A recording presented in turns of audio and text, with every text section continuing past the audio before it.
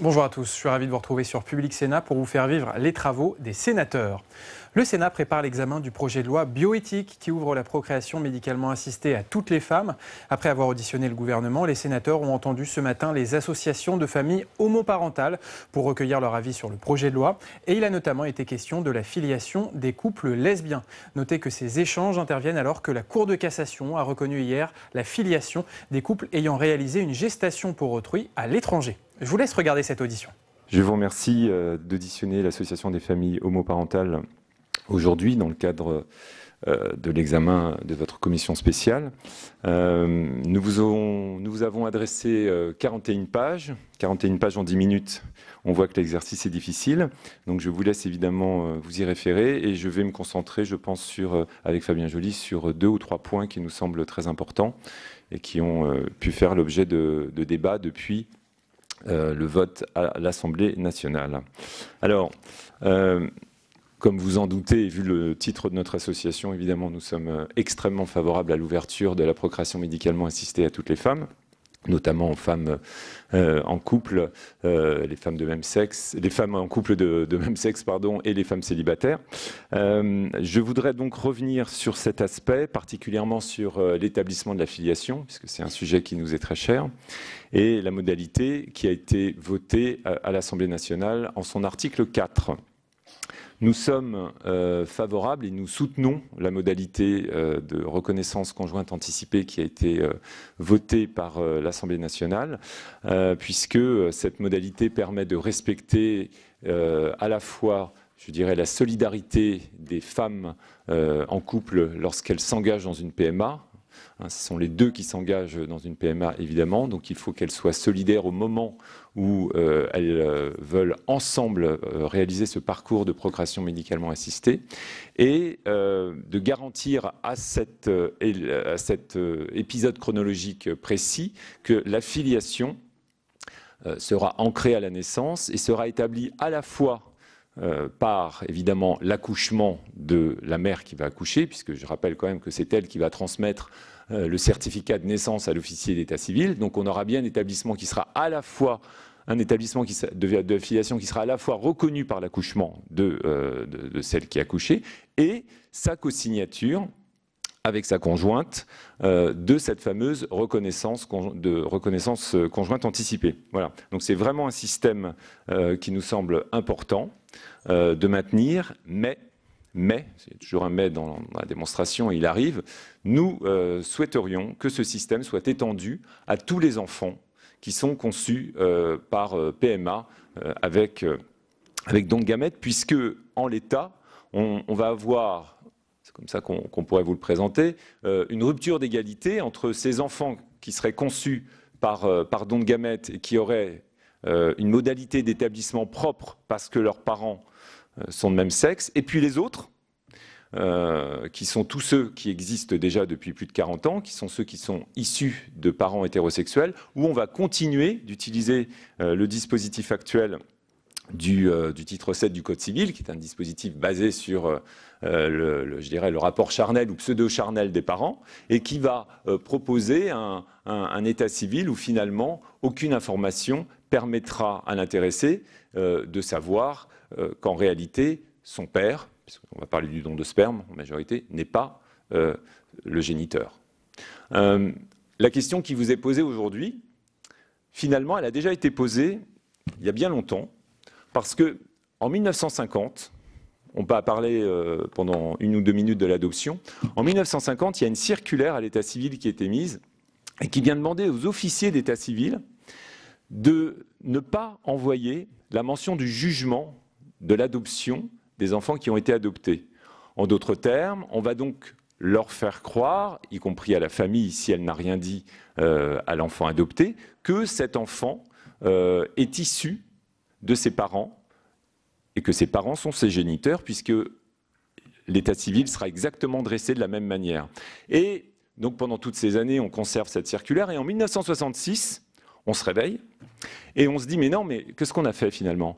Pendant des années, on a voulu faire croire que les enfants adoptés avaient comme parents et géniteurs ceux qui ont été confirmés dans le jugement d'adoption, mais on s'est trompé, parce qu'aujourd'hui, ces enfants sont devenus grands, ils parlent, ils disent mais nous, on n'a aucun problème avec cette information et on veut aussi cette transparence et on veut savoir que nos parents biologiques, puisque dans le cas de l'adoption, il s'agit évidemment de rupture avec la famille biologique vers une famille qui va adopter, qui n'a aucun lien biologique avec ses enfants. Et donc cette mutation, elle intervient en 1966 et elle vient dire à l'officier d'état civil, arrêtez d'envoyer des extraits où il n'y avait pas la mention de ces jugements d'adoption en faisant croire que c'était un acte intégral, et envoyez l'intégrale, maintenant envoyez l'acte intégral avec toute la mention, parce que oui, nous, État, nous devons la vérité à ces enfants et nous ne devons pas continuer une perpétuation du mensonge sur l'établissement de cette filiation. Et le problème que vous avez aujourd'hui, mesdames les sénatrices, messieurs les sénateurs, en fait, il est parfaitement transposable sur ces enfants conçus par don de gamètes. C'est-à-dire qu'on est en train de vous dire, attention, l'intérêt supérieur de ces enfants à disposer d'une garantie de connaissance de leur histoire personnelle est supérieur à l'intérêt supérieur de leurs parents de disposer un acte qui serait conforme à l'établissement d'une filiation charnelle ou pseudo-charnelle. En d'autres termes, ce qu'on vient vous demander de faire aujourd'hui, c'est d'étendre le dispositif qui est uniquement réservé aux femmes lesbiennes dans l'article 4 à tous les enfants nés de don, parce que nous affirmons qu'un enfant a autant le droit de disposer de la garantie d'accès de son histoire personnelle, que ses parents soient hétérosexuels ou homosexuels, mariés ou non. C'est donc l'égalité des droits de ces enfants qui doit primer sur toute autre considération. C'est d'ailleurs le sens de toutes les conventions internationales, peut-être que vous les connaissez, et c'est aussi le sens qui ont pris de nombreux arrêts de la Cour européenne des droits de l'homme. Voilà le premier point qui me semblait important. Je voudrais juste passer la parole à Fabien Joly sur la possession d'État, peut-être, et l'accès aux origines pour les enfants déjà nés. Je vous rappelle 10 minutes par intervenant, si possible. Oui, mais il reste quoi, 2-3 minutes, non ? Oui, c'est ça. Je n'irai pas plus, je n'irai pas au-delà. Monsieur le Président, Mesdames et Messieurs les rapporteurs, Mesdames et Messieurs les sénateurs, effectivement, l'association que nous représentons défend la RCA et son extension à tous les enfants, quels qu'ils soient issus d'un don dans le cadre d'une famille hétérosexuelle ou homosexuelle. Ce projet de loi, tel qu'il a été adopté à l'Assemblée nationale en première lecture, au-delà effectivement de limiter la RCA au seul couple de femmes, n'envisage pas ou n'envisage que mal deux autres problématiques qui nous semblent aujourd'hui essentielles, toujours au nom de l'intérêt supérieur des enfants nés dans le cadre d'une assistance à la procréation. Ce sont d'abord tous les enfants qui sont nés et qui seront nés avant l'entrée de cette loi. Et notamment la question de l'établissement de la filiation de ces enfants qui seront nés dans le cadre de couples de femmes avant l'entrée en vigueur de cette loi. Aujourd'hui, la seule mécanique qui leur est possible et qui leur est réservée, c'est la voie de l'adoption, même si effectivement le gouvernement parle demain de modifier les conditions légales de l'adoption en supprimant notamment la condition maritale préalable. Il n'en restera pas moins qu'un certain nombre d'enfants ne pourront pas être adoptés pour la simple et bonne raison que les deux mères qui l'ont élevé, aussi bien celle qui en a accouché que la mère sociale, ne sont plus ensemble et que même si on supprime la condition maritale, la mère qui en a accouché et qui est pour l'instant la seule reconnue ne consentira peut-être pas, c'est malheureusement des cas très nombreux dans lesquels il y a un conflit entre ces deux femmes et cette mère telle qu'elle est reconnue par aujourd'hui comme étant le seul parent en droit français ne consentiront pas à l'adoption de son enfant vis-à-vis de la mère sociale, et aujourd'hui nous n'avons aucun moyen juridique de faire établir cette filiation à l'égard de cette mère sociale, alors même que celle-ci aurait voulu cet enfant, aurait participé au projet parental et aurait élevé pendant de nombreuses années cet enfant. Voilà pourquoi nous soutenons, pour tenter de trouver une solution juridique à ces situations qui sont généralement dramatiques, tant pour les mères que pour les enfants, nous soutenons la possibilité que cette filiation soit établie par la voie de la possession d'État. ce qui permettrait effectivement à la mère sociale, jusqu'à 10 ans après la séparation d'avec la mère juridique, eh bien, de pouvoir, par un ensemble d'éléments qu'elle pourrait rapporter devant notaire ou, le cas échéant, devant le tribunal de grande instance, qui deviendra dans quelques jours le tribunal judiciaire, eh bien, elle pourrait voir établie sa filiation et donc maintenir les liens qu'elle a toujours eus ou qu'elle a toujours voulu avoir avec cet enfant. Et ça, cela nous semble vraiment un élément manquant du projet de loi tel qu'il a été présenté et tel qu'il a été adopté à l'Assemblée nationale. Pas de solution pour ces enfants. Enfin, je vais terminer très rapidement sur la commission d'accès aux origines. Il nous semble là, et je parle à nouveau des enfants qui sont nés d'AMP avant la loi, il nous semble tout à fait impensable que ces enfants-là ne puissent pas bénéficier, avec l'accord évidemment du donneur, hein, mais d'un accès à des données non identifiantes ou à l'identité du donneur, puisque le nouveau système réserve cette faculté-là aux seuls enfants qui seront nés dans le cadre de la nouvelle loi, donc d'ici 18 ou 20 ans, mais tous les enfants qui sont nés auparavant, il n'y a aucune raison, si le donneur en est d'accord, bien évidemment, qu'il ne puisse pas avoir accès à cette information. Et c'est pourquoi on sollicite non pas le volontariat des donneurs, parce qu'on sait très bien que ceci est un peu une vue de l'esprit, mais que la commission d'accès aux origines ait la possibilité de solliciter les donneurs pour savoir s'ils consentiraient ou pas à ce que leurs données identifiantes soient communiquées à des enfants issus d'un don, si ceux-ci en font la demande. Et ça nous paraît être aussi là un bon système d'équilibre, une solution d'équilibre entre le respect de l'anonymat qui avait été garanti à l'époque, puisqu'on ne le lèvera que si le donneur en est d'accord, et puis la situation des enfants qui ont aujourd'hui un droit à connaître leur histoire personnelle. Voilà les quelques mots, Monsieur le Président, Mesdames et Messieurs les rapporteurs, Mesdames et Messieurs les sénateurs, que je souhaitais ajouter après ceux du Président de l'association. Merci. Merci Monsieur le Président, Mesdames et Messieurs les rapporteurs, Mesdames et Messieurs les sénateurs. Guélib est un mouvement LGBT associé aux radicaux, une association à caractère politique donc. Mon propos le sera également en partie au-delà du texte. Avec la PGL et le planning familial et d'autres associations, et avec le soutien des SOS Homophobie ou encore de l'Inter-LGBT, nous avons cet été créé un collectif, le collectif PMA. Aussi, certains éléments seront développés notamment par la PGL. Vous nous auditionnez aujourd'hui sur le projet de loi bioéthique ouvrant la PMA à toutes les femmes. Ce texte, nous l'attendons depuis longtemps, depuis très longtemps, peut-être même trop longtemps.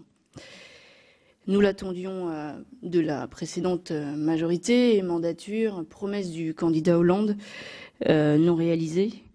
Ce qui est un vrai manquement, peut-être d'ailleurs cela nous aurait-il évité d'avoir à nous marier et à adopter nos propres enfants pour être reconnus pleinement comme parents.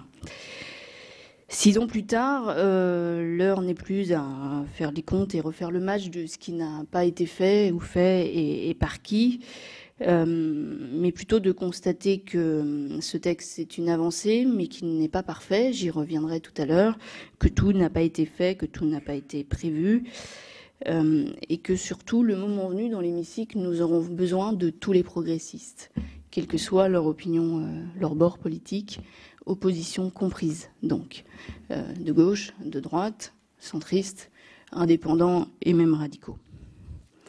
Le Sénat est majoritairement à droite.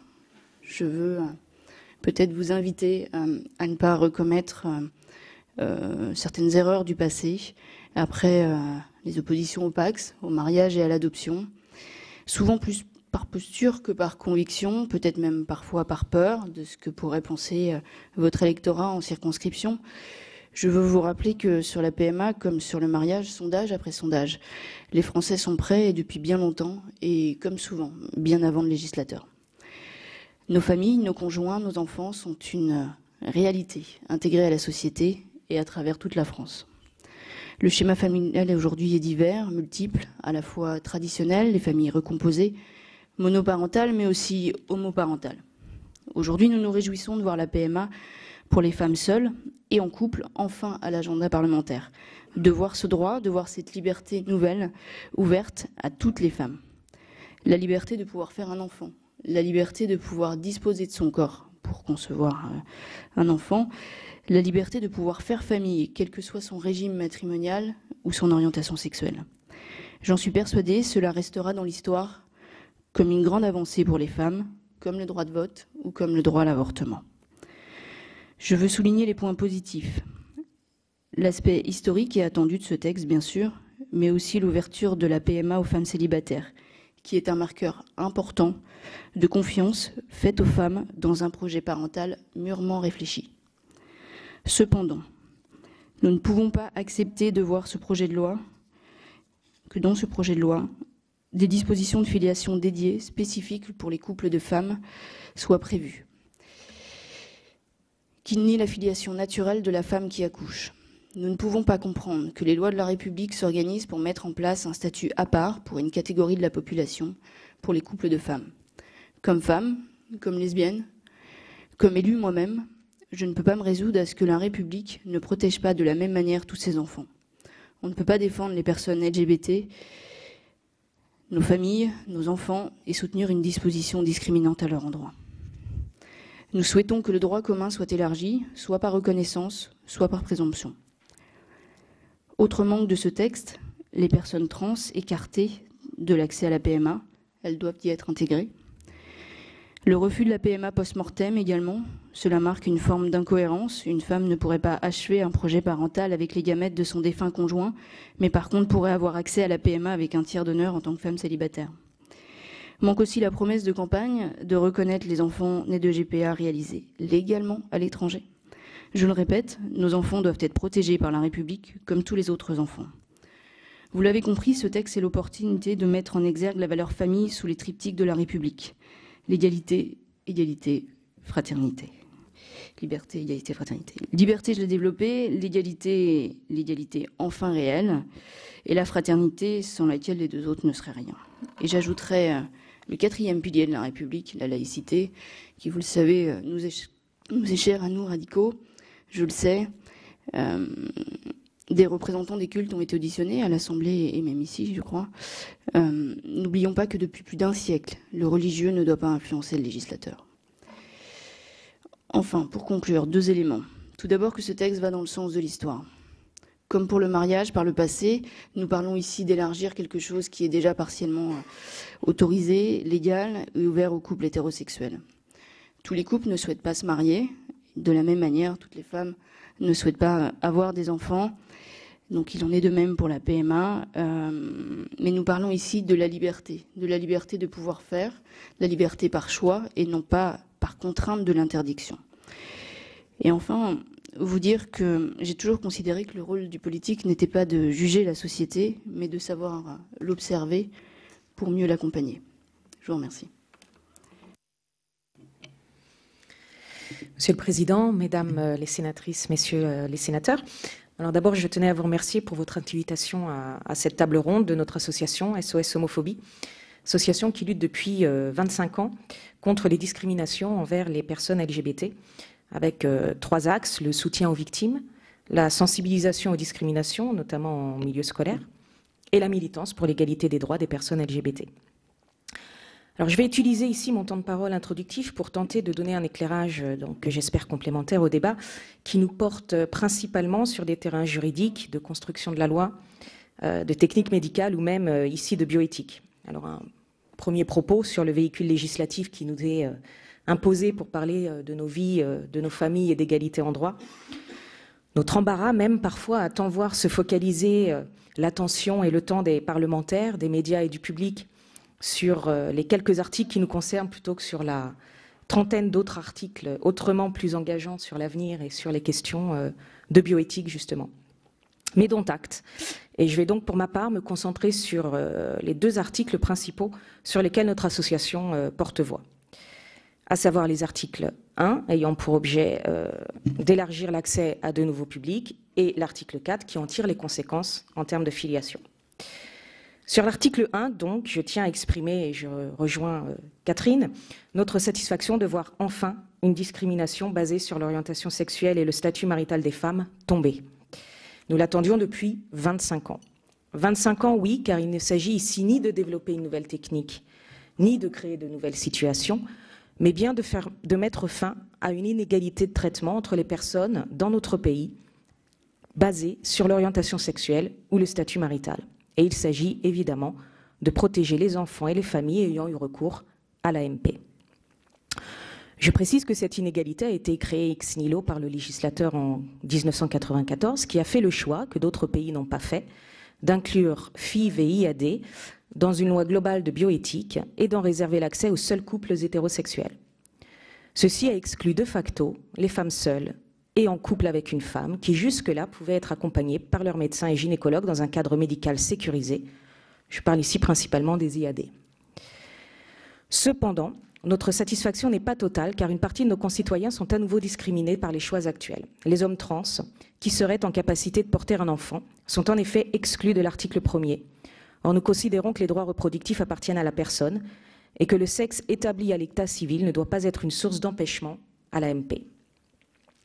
La loi qui, depuis 2016, permet un changement d'état civil sans stérilisation forcée obligerait à présent les hommes trans à choisir entre leur changement d'état civil et la possibilité de porter un enfant.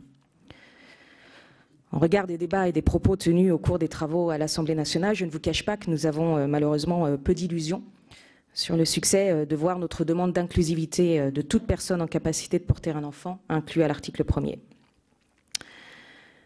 Depuis 1994, donc, des milliers de femmes en France ont été empêchées par la loi de bénéficier de l'accompagnement de leur médecin parce que célibataires ou parce que lesbiennes. Conséquence, elles ont été obligées de se tourner exclusivement vers des stratégies de contournement, à savoir les PMA artisanales et les PMA à l'étranger. Je rappelle en quelques mots les conséquences très concrètes de cet état de fait qui aura duré 25 ans. Insécurité et violence sanitaire liées à la provenance du sperme, aux aléas de stérilisation, aux traitements lourds et inutiles imposés par les cliniques étrangères, les inégalités sociales et économiques liées au coût de l'AMP, des déplacements, des nuitées sur place, des absences au travail, à la possibilité même de ces absences, et enfin une précarité juridique de la famille une fois l'enfant né dans un couple de femmes.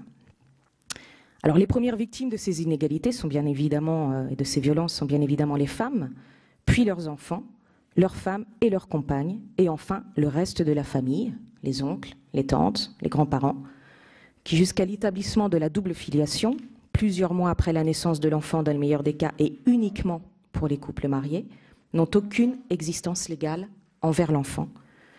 Nous parlons là des droits comme des devoirs. D'où l'importance à nos yeux de cet article 1er et de son ouverture à de nouveaux publics. J'en profite ici pour mentionner la corrélation connue et étayée, notamment par le rapport annuel sur l'homophobie en France publié par notre association, entre les discriminations dans la loi, les comportements discriminatoires tolérés dans la société, jusqu'aux violences physiques et psychologiques qui touchent les personnes LGBT+. Un chiffre, un seul ici. En 2018, les violences lesbophobes signalées à SOS Homophobie ont augmenté de 42% en un an. Ce sont 365 actes signalés, j'insiste, ceux qui ont été signalés uniquement, soit un acte lesbophobe par jour en 2018. Je rebondis donc ici à nouveau sur l'importance à nos yeux de faire évoluer la loi pour que personne ne soit discriminé. Et je mentionne donc à nouveau les personnes trans et en profite également pour porter attention sur la situation des personnes intersexes dans notre pays. Alors j'en viens maintenant au second article, l'article 4 de la loi qui nous occupe ici. Comme l'ensemble des associations portant un plaidoyer sur la PMA et ayant un objectif de donner un cadre légal et égalitaire à toute personne et tout couple ayant recours à l'AMP avec tiers donneur, nous ne nous satisfaisons pas de l'option proposée par le gouvernement et retenue par les députés, qui consiste en l'établissement d'une filiation spécifique pour les couples de femmes, à savoir la reconnaissance conjointe anticipée. Je sais que vous avez auditionné des jurys, je me garderai donc bien de discuter les détails techniques, mais je clarifie tout de même, nous sommes en faveur de l'extension du droit commun. Pour rester dans la vie concrète, les raisons de notre insatisfaction au droit dérogatoire sont très simples. Cette loi a pour ambition de mettre fin à une discrimination envers certaines personnes, et notamment les femmes lesbiennes. Or, créer un droit dérogatoire à leur encontre, c'est créer une nouvelle discrimination. C'est donc prendre d'une main ce que l'on donne de l'autre. Cette loi doit créer également la protection de tous les enfants et de toutes les familles sans discrimination, sans hiérarchisation, sans création de documents ad hoc pour certains enfants en raison de leur mode de conception ou en raison de l'orientation sexuelle de leurs parents.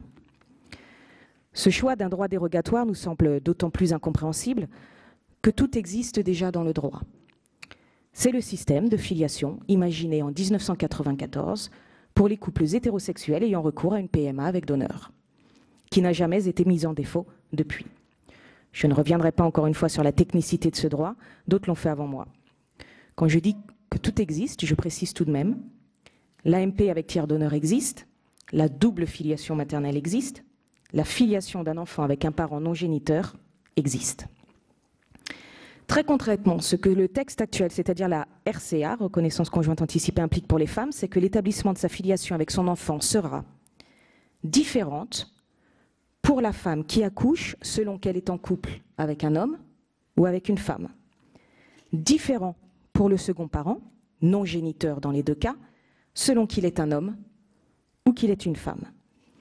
De plus, l'acte de naissance d'un enfant sera différent selon que ses parents ont eu recours à une PMA avec donneur ou pas, et selon l'orientation sexuelle de ses parents. Ce que nous attendons de la loi est donc très simple, c'est qu'à même conception, il y ait même filiation. La femme qui accouche doit être mère par son accouchement, le second parent doit l'être par consentement au don plus présomption si marié, consentement au don plus reconnaissance si non marié, comme c'est déjà le cas dans le droit actuel pour les couples hétérosexuels. Que le second parent soit homme ou femme n'y devrait rien changer, sauf à considérer que les couples pourtant passés dans une même situation au regard de la conception ne se valent pas. Et là, il faudrait alors assumer à nouveau d'inscrire dans la loi une discrimination basée sur l'orientation sexuelle des personnes. Le blocage à cette évidence de l'extension du droit commun, qui a tous les mérites, y compris celui de la simplicité, et de ne rien enlever à personne, ni aux femmes célibataires, ni aux couples hétérosexuels, il faut le chercher, selon nous, du côté du paradigme d'hétéronormativité de notre droit, qui a de plus été fait par et pour les hommes. L'actualité et la difficulté d'imposer une véritable égalité entre femmes et hommes sur nombre d'autres sujets nous le rappellent de manière très vive et douloureuse à nous les femmes. La difficulté de beaucoup à penser la famille en dehors du couple hétérosexuel et d'envisager la diversité de nos personnes et de notre société est renforcée ici par quelques siècles de pratique du droit de la famille fondée sur le mariage, réservé aux couples composés d'un homme et d'une femme jusqu'en 2013, et la volonté de contrôler le corps des femmes et de la procréation. Le mariage dit pour tous ne serait donc toujours pas un mariage pour toutes, car le mariage entre deux femmes n'emporterait toujours pas les mêmes effets en termes de filiation que le mariage entre un homme et une femme, pourtant placés de façon similaire face à une AMP avec donneur. L'histoire, l'anthropologie et les sciences sociales n'ont pourtant de cesse de nous montrer que les systèmes de parenté et donc de filiation sont et ont toujours été soumis à des normes culturelles changeantes et aux évolutions politiques, économiques, sociales, religieuses et même donc biotechniques. Alors reconnaissance anticipée, non. Reconnaissance non, car rupture d'égalité de droit en droit des effets du mariage. Conjointe non, car rupture d'égalité entre les femmes qui accouchent. Anticipée non, car rupture d'égalité d'établissement de filiation entre des enfants selon que leur mère est en couple avec une femme ou pas. Il n'y a pas de modèle universel de la famille, encore moins de modèle unique. Il y a par contre, selon nous, un seul type d'égalité. Il n'y a pas d'égalité partielle. L'égalité est ou elle n'est pas. Je m'arrête là pour rester dans les limites de temps. Merci beaucoup. Je vous remercie, Madame. En effet, c'est important que vous soyez dans les limites de temps pour laisser du temps à nos collègues rapporteurs et ainsi qu'à nos collègues sénatrices et sénateurs de pouvoir vous poser des questions. Donc vous pourrez éventuellement reprendre et développer à ce moment-là. Je vous remercie, Madame Lorraine Chenel, de prendre le relais. Bonjour Madame la vice-présidente, Mesdames, Messieurs les rapporteurs, Mesdames, Messieurs les sénateurs. Donc je suis la déléguée famille de l'inter-LGBT. Je suis aussi maman de 2 petites filles nées par PMA à l'hôpital universitaire de Bruxelles, enfin conçues à l'hôpital universitaire de Bruxelles, nées en France.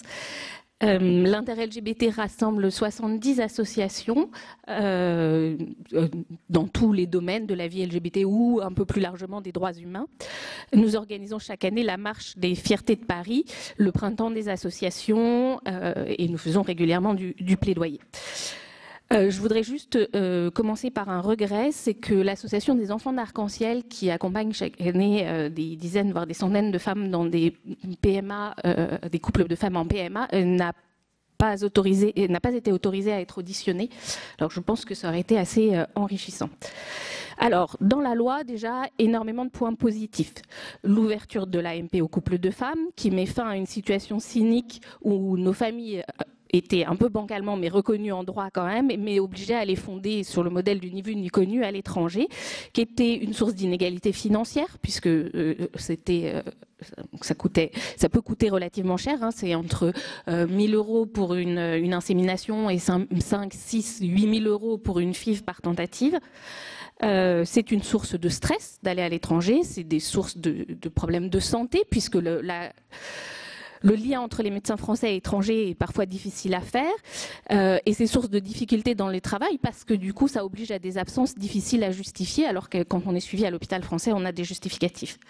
Nous sommes très satisfaits qu'il y ait eu une clause de non-discrimination incluse à l'Assemblée nationale.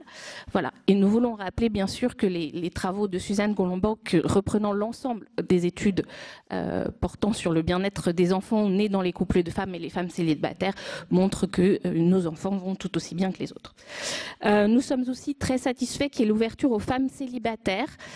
Pour nous, il est important de bien comprendre qu'une femme célibataire qui a un réel projet parental et qui se tourne vers une AMP est dans une situation très différente des femmes qui ont décidé de faire un enfant à deux et qui se retrouvent à l'élever toutes seules. C'était là un accident de la vie, alors que dans le premier cas, on a prévu les conséquences.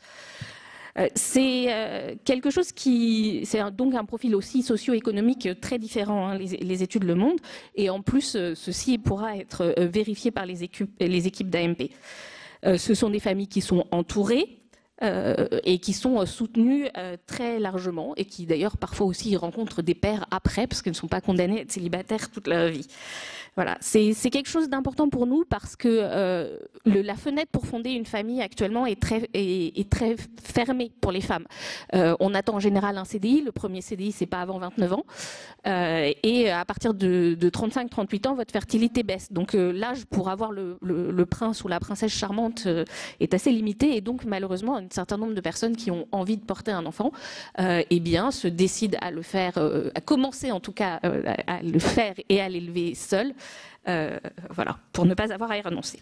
Le remboursement est très important puisque c'est non seulement le principe de solidarité de notre système de santé, mais surtout, sinon, en fait, compte tenu du prix, on remettra exactement les mêmes discriminations que celles qu'on a actuellement pour les femmes forcées d'aller à l'étranger. D'autres progrès, le double don, qui permettra d'éviter surtout majoritairement à des couples hétérosexuels, mais de s'en aller à l'étranger chaque année, et l'accès aux origines qui était très attendu des enfants, en tout cas de certains enfants nés dedans. Maintenant, des manques. Alors, je ne vais pas reprendre ce qui a été dit précédemment par Catherine Michaud sur la question des veuves, mais en effet, la situation est assez cruelle. Le projet de loi leur propose d'autoriser, mais seulement avec un donneur et pas avec les conjoints ou les embryons conçus avec leur conjoint. La question des personnes trans et intersexes, c'était très bien défendu et expliqué par Véronique. J'y rajouterais aussi le fait que actuellement, ces personnes n'ont pas accès à l'autoconservation des gamètes, quand bien même elles subissent un traitement stérilisant, ce qui est absolument discriminatoire, puisque normalement, en vertu de la loi actuelle, elles devraient pouvoir y avoir recours, d'autant que maintenant, elles pourront a priori utiliser les gamètes. Il y a un certain nombre de techniques médicales et de pratiques qui pour nous manquent. La question de la ROPA, qui pour nous a été... alors la ROPA, c'est donc la possibilité de donner ses ovocytes à sa conjointe. À l'Assemblée nationale, il y a eu une confusion. En fait, on a eu l'impression que c'était un don. Mais ce n'est pas un don, parce que là, la génitrice deviendra bien mère à la naissance de l'enfant. Ce n'est que l'utilisation des gamètes du couple. Et dans un contexte de pénurie d'ovocytes, c'est ridicule de faire attendre à quelqu'un, alors qu'il y a des gamètes disponibles dans le couple, de la mettre sur une liste d'attente de plus de 3 ans pour obtenir des ovocytes. La question du dépistage des aneuploïdies. Alors, c'est un dépistage, en fait, ce n'est pas un nouveau dépistage. Ce dépistage, il est proposé à chaque femme aux 3 mois de grossesse. Ce qu'on me propose depuis 2009, et la femme peut l'accepter ou le refuser, c'est qu'on puisse proposer aux femmes de faire ce dépistage avant, en fait, dès l'embryon en cas de FIV, puisque 40% des FIV donnent lieu à des échecs, notamment à cause d'embryons qui sont non viables, en fait. Ou alors qui, de toute manière, donneraient possibilité après de faire une interruption médicale de grossesse. Donc et pour les femmes qui ne souhaiteraient pas le faire, elles ne le font pas. Voilà. Donc c'est pas vraiment ça a été présenté comme une grande nouveauté, mais en fait, ça ne l'est pas. Mais par contre, ça sera beaucoup plus confortable pour les femmes parce que faire des fausses couches, c'est vraiment pas agréable, et être obligé de faire une interruption médicale de grossesse à 3 mois quand vous êtes en processus de PMA, c'est vraiment extrêmement difficile. Il y a aussi la question de la simplification des appariements pour les donneurs et donneuses rares. La plupart de nombreux habitants français sont plutôt de type caucasien, mais il existe aussi des gens de toutes différences ethniques, et évidemment, comme ils sont moins nombreux dans la population française, ils sont moins nombreux chez les donneurs et chez les donneuses. Donc, comme on crée un registre national, nous souhaiterions que ce registre national soit consultable par les médecins qui pratiquent les AMP pour éventuellement pouvoir orienter ou faire venir des gamètes qui seraient disponibles dans d'autres centres. Parce qu'actuellement, chaque centre fonctionne qu'avec ses propres gamètes, sans communiquer avec les autres.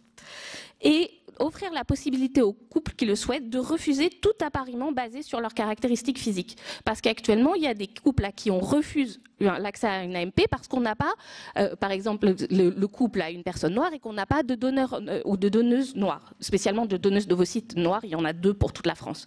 Alors que si ça se trouve, alors qu'un certain nombre de couples, ça ne les dérangerait pas d'avoir un enfant qui ne soit pas noir. Enfin, voilà. Donc la possibilité de refuser ça.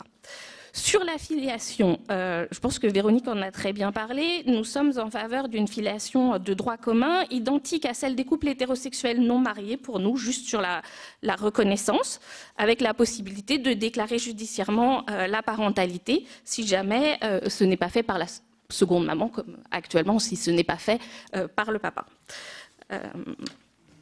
Je voudrais souligner, au-delà des caractères discriminatoires qui a été donné, le fait qu'il n'y ait pas vraiment d'obstacle en droit. C'est une solution très simple qui a fait ses preuves donc, depuis 1994. Et on n'a pas besoin de revoir le contentieux puisqu'il suffirait en fait d'apporter comme preuve le consentement devant notaire à l'officier d'état civil. Il y a la situation dramatique des couples séparés avant l'adoption de l'enfant du conjoint, dont la DFH a très bien parlé, qui sont actuellement sans aucune possibilité d'établissement de la filiation. Donc ils ont parlé de la possibilité d'ouverture de la possession d'État, qui serait aussi notre voie favorite. Il existe une autre voie, qui est la voie belge, qui a ouvert l'adoption de l'enfant de l'ex-conjoint. Alors, ex-conjoint, ex-partenaire, ex-concubin, si on veut couvrir toutes les situations, en permettant, si la femme qui a l'autorité parentale le refuse, un recours à un juge, et c'est le juge qui tranche. Ce qui nous paraît assez équilibré, puisque le juge nous apparaît le meilleur garant de l'intérêt de l'enfant. Sur les cas de GPA à l'étranger, je rappelle que l'Inter-LGBT n'a pas de position sur la question, sauf sur la régularisation de l'état civil des enfants. Il y a eu hier un très intéressant jugement de la Cour de cassation qui fait évoluer sa jurisprudence et permet la transcription des 2 parents. Donc cette jurisprudence pourrait être entérinée par la loi. Et enfin, le cas des personnes trans dont on a déjà parlé. Enfin, nous avons quelques sujets hors des questions PMA. Je vais aller très vite. La question du traitement algorithmique des données sans le consentement des personnes, ce qui concerne l'article 11, et d'un dispositif concret d'alerte.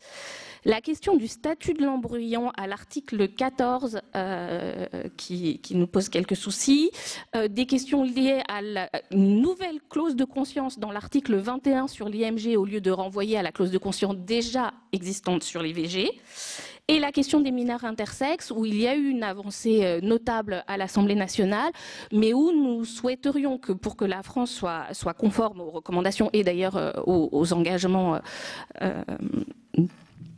qu'elle a pu prendre par la voie de certains, d'interdire les opérations non consenties par les enfants. Voilà. Juste pour finir, donc, une jeune femme des enfants d'Arc-en-Ciel qui est née de PMA, mais en 1995, qui nous dit ai-je souffert de la situation de mes parents dans ma vie? Non, j'ai une certitude que tout le monde n'a pas la chance d'avoir. Je sais que mes parents m'ont ardemment désiré et que j'existe parce qu'elles se sont battues pour ça. Cela a donné un premier sens à ma vie. Je n'ai pas souffert de l'homosexualité de mes parents, j'ai souffert de l'homophobie de notre société. La seconde question qu'on me pose, ai-je manqué d'un père? La réponse est encore non. J'ai eu l'amour de 2 femmes, j'ai eu des hommes dans mon entourage, mon parrain, mon grand-père, mes oncles, les pères de mes amis. Mais qu'est-ce qu'un père apporte de si spécifique qu'une mère ne peut apporter? L'autorité, le goût pour le sport, l'idée selon laquelle le père est indispensable sous-entend que l'homme est fondamentalement différent de la femme au point qu'il apporterait par sa seule masculinité quelque chose de distinct. Mon expérience démontre que cette idée est fausse. Je vous demande, mesdames et messieurs les sénateurs, de voter cet article du projet de loi. Vivre dans un État qui ne reconnaît pas ma famille est une souffrance. Voir des jeunes homosexuels de mon âge douter de leur capacité à être de bonnes mères à cause de l'homophobie ambiante est insupportable. Nos familles existent déjà par milliers. Merci. Je vous remercie. Je voulais préciser que pour l'association Arc-en-Ciel, en définitive, nous leur avons demandé de se rapprocher de votre fédération parce que finalement, ils sont intégrés dans votre fédération. Et donc, on ne peut pas dire que les enfants d'Arc-en-Ciel n'ont pas été autorisés à, en tout cas, exprimer aujourd'hui leur avis à travers vous. Bon, c'est aussi le cas de la DFH. Bon, en tout cas, c'est une précision que je voulais apporter. Monsieur Dominique Borren, on accueille aussi Madame Picarda qui est arrivée entre-temps. Bien, merci mesdames et messieurs de nous accueillir et de nous auditionner aujourd'hui. Au-delà du fait qu'effectivement Enfants Arc-en-Ciel est membre de la Fédération inter-LGBT, c'est aussi un plaisir de travailler avec elle lorsque nous sommes auditionnés tous ensemble, madame. Ce sont des voix importantes à entendre indépendamment des fédérations, mais je comprends. Merci. Alors mon propos sera en 2 temps, si vous voulez bien. Le premier, vous rappeler qui est la PGL, d'où nous venons, et un peu l'expérience de la PGL l'expérience que j'appelle à tirer des différentes lois qui ont construit petit à petit l'égalité de droit entre les personnes LGBT et les personnes hétérosexuelles en matière de filiation et de parentalité. Dans un deuxième temps, nous reviendrons plus précisément sur ce que la loi votée en première lecture à l'Assemblée apporte de positif. Et ce qu'elle apporte évidemment, ce qu'elle est de plus négatif, et ce que nous souhaiterions évidemment voir évoluer pour s'inscrire résolument dans un état de droit pour tout le monde. Donc la PGL rapidement est créée en 1986, c'est la plus ancienne, c'est la plus large association homoparentale qui existe en France. C'est elle qui a créé l'homoparentalité, le mot, le vocable. On peut lui rendre au moins cet hommage-là. Elle est présente sur toute la France. Elle reconnaît, son action est reconnue dans tout le champ de l'homoparentalité aussi bien donc. Et je rappelle parce que c'est important, on a tendance à les faire passer à la trappe, mais les situations, donc les familles homoparentales qui sont nées en fait du situation de ce qu'on appelle nous ex-hétéro, les situations homoparentales qui sont nées de l'adoption conjointe par agrément, évidemment les familles nées de PMA, les familles nées de GPA, et puis tout ce qu'on peut associer également dans le grand volume de la coparentalité qui est aujourd'hui encore la grande méconnue et des filiations et des familles homoparentales dans notre pays pour des raisons qui m'échappent. Bon. Ceci étant posé, donc la PGL intervient également dans le champ associatif et dans le champ social avec la reconnaissance et l'accompagnement des familles et des futures familles, mais également dans le champ du politique. Et à chaque fois, l'objectif de la PGL est de faire entendre 3 choses. La première, c'est que toute personne LGBT a droit à fonder une famille en France de la même façon que toute autre personne, quelle que soit son orientation sexuelle. Le deuxième point important, c'est de s'assurer que tous les parents aient les mêmes droits et les mêmes droits en termes de filiation, quel que soit leur statut quelle que soit leur contribution au projet, qu'ils soient les parents légaux ou les parents sociaux. Nous réclamons une égalité de droit pour tous ces parents-là. Et enfin, de permettre à chacun des enfants de toute famille homoparentale d'avoir le même lien de sécurité, de filiation à l'égard de tous ses parents, encore une fois, quelle que soit la place du parent ou le rôle du parent qui a mené à réaliser la famille.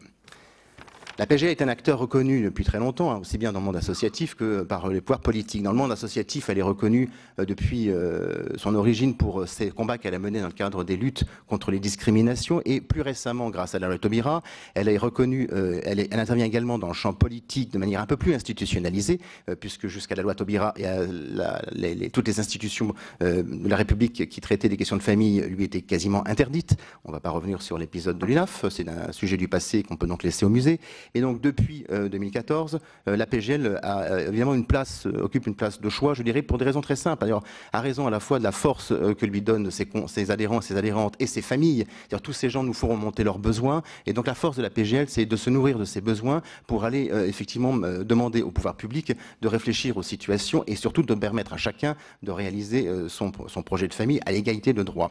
C'est une force qui est très importante puisque grâce à sa mixité, évidemment, et grâce à sa diversité, elle fait remonter des sujets qui peuvent être entendus différemment selon que les associations, par exemple, sont plutôt typées sur tel et tel type de famille. La PGL n'a pas de type de famille. La PGL embrasse toutes les familles et de ce fait, elle a toute légitimité pour intervenir sur le champ qui nous concerne et demander pour la PMA en tous les cas, que la loi soit plus encore égalitaire qu'elle ne l'a été, enfin qu'elle ne l'est en sortant de cette première lecture.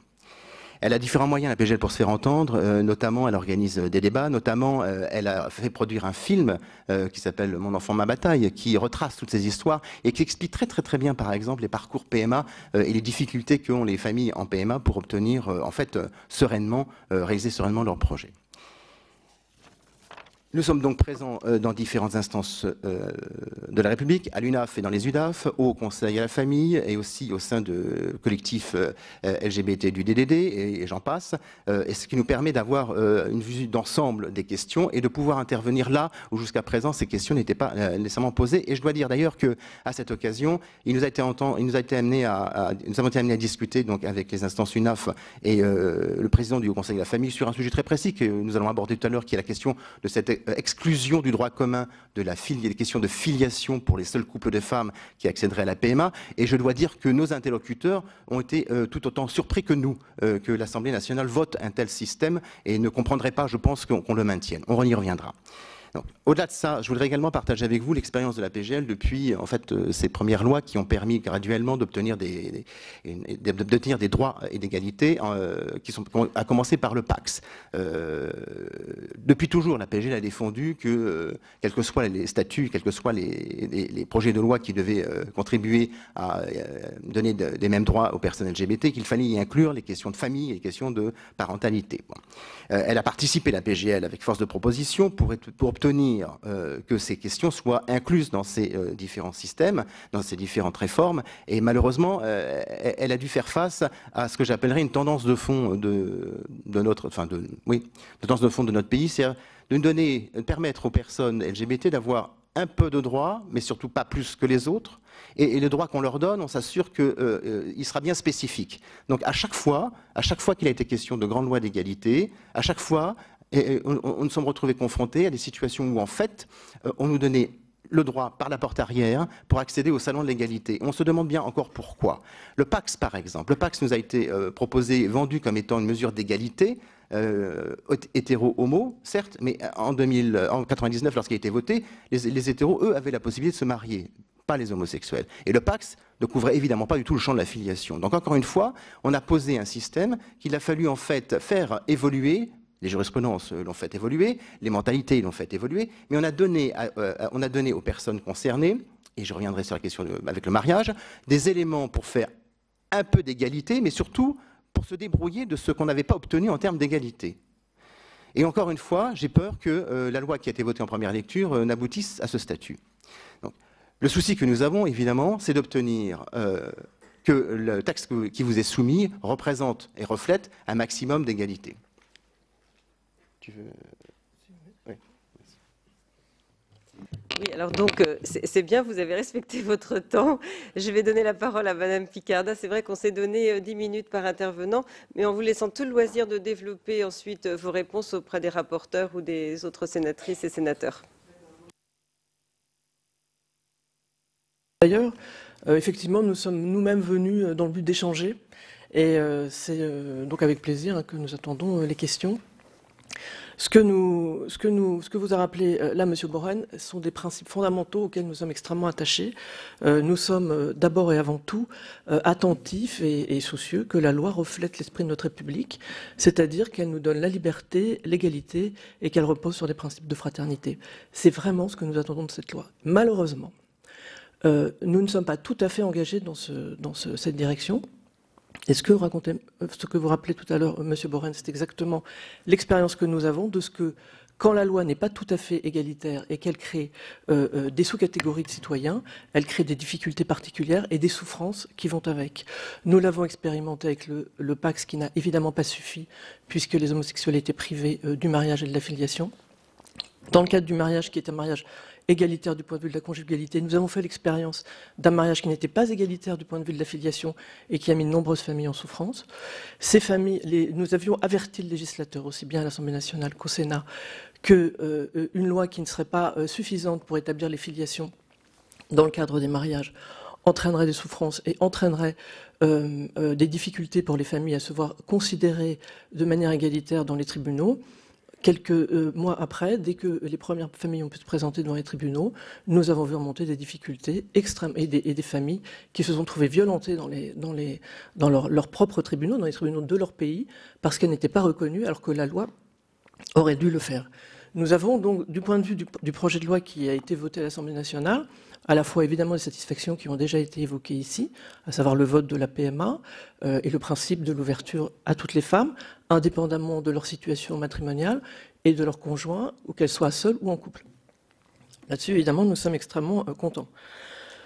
Nous avons ici apprécié que l'affiliation, du coup, avec ce projet, soit pensée, y compris pour les homosexuels en dehors du mariage, puisque jusqu'à présent, nous étions cantonnés à cette idée-là et à ce principe-là, ce qui ne nous convient pas, puisqu'il s'agit bien sûr là d'une rupture d'égalité également. Nous sommes satisfaits du principe de la prise en charge par la sécurité sociale pour toutes les femmes. Nous avons évidemment un certain nombre de questions sur la manière dont les prises en charge des demandes de PMA seront validées et comment seront organisées les prises en charge de ces couples. Mais peut-être que le législateur pourra nous éclairer, nous rassurer sur la question. Et puis également sur la possibilité d'accès à des éléments de connaissance sur les donneurs que, pour ma part, je récuse à appeler les origines, parce que les origines de l'enfant, pour moi, ne se trouvent pas dans un matériel génétique, mais bien plutôt dans l'histoire de l'enfant, qui lui est racontée par ses parents et par l'histoire qui est la sienne. Et quand il a été conçu par une PMA, avec un don anonyme, pas anonyme, semi-anonyme, eh bien, certes, sa vie découle de ce capital génétique, sans aucun doute, mais pour autant son histoire et donc ses origines ne sont pas là, en tout cas pas pour l'essentiel. Donc avoir des éléments de connaissance sur les donneurs, ça nous paraît important. On sait que certains enfants sont en demande sur ce sujet et il est dommage de leur barrer la route et de les laisser, on va dire, mariner dans une souffrance qui pourrait trouver une issue rapide si on leur donnait des connaissances qu'ils réclament. Mais en général, d'ailleurs, le simple fait qu'on leur permette de savoir qu'ils peuvent avoir accès à des connaissances suffit à apaiser leur curiosité. Ils n'ont pas forcément besoin d'aller au-delà. Ce sont des retours qu'on a de pays étrangers, par exemple.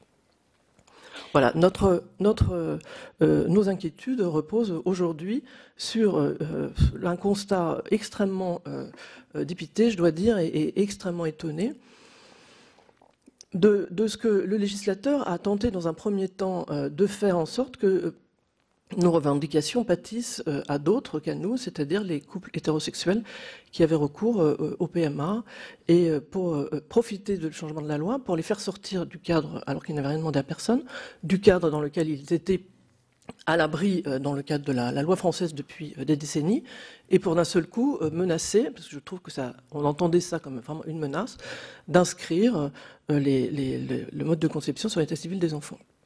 Nous avons toujours fait savoir que nous étions opposés à ce principe-là, qu'il n'y a rien d'égalitaire là-dedans pour nous, et que quand des gens n'ont rien demandé, il n'est pas question de leur imposer quelque chose, alors que depuis que les PMA pour les hétéros fonctionnent, elles fonctionnent bien, elles n'ont jamais donné lieu à des contestations, notamment en termes de filiation, et qu'on ne voit pas pourquoi on sortirait les gens du droit commun. Notre revendication à nous, elle est républicaine, je vous l'ai dit, elle va dans le sens de l'égalité. Nous voulons passer le plus possible, et si possible dans la totalité, dans le droit commun de la filiation.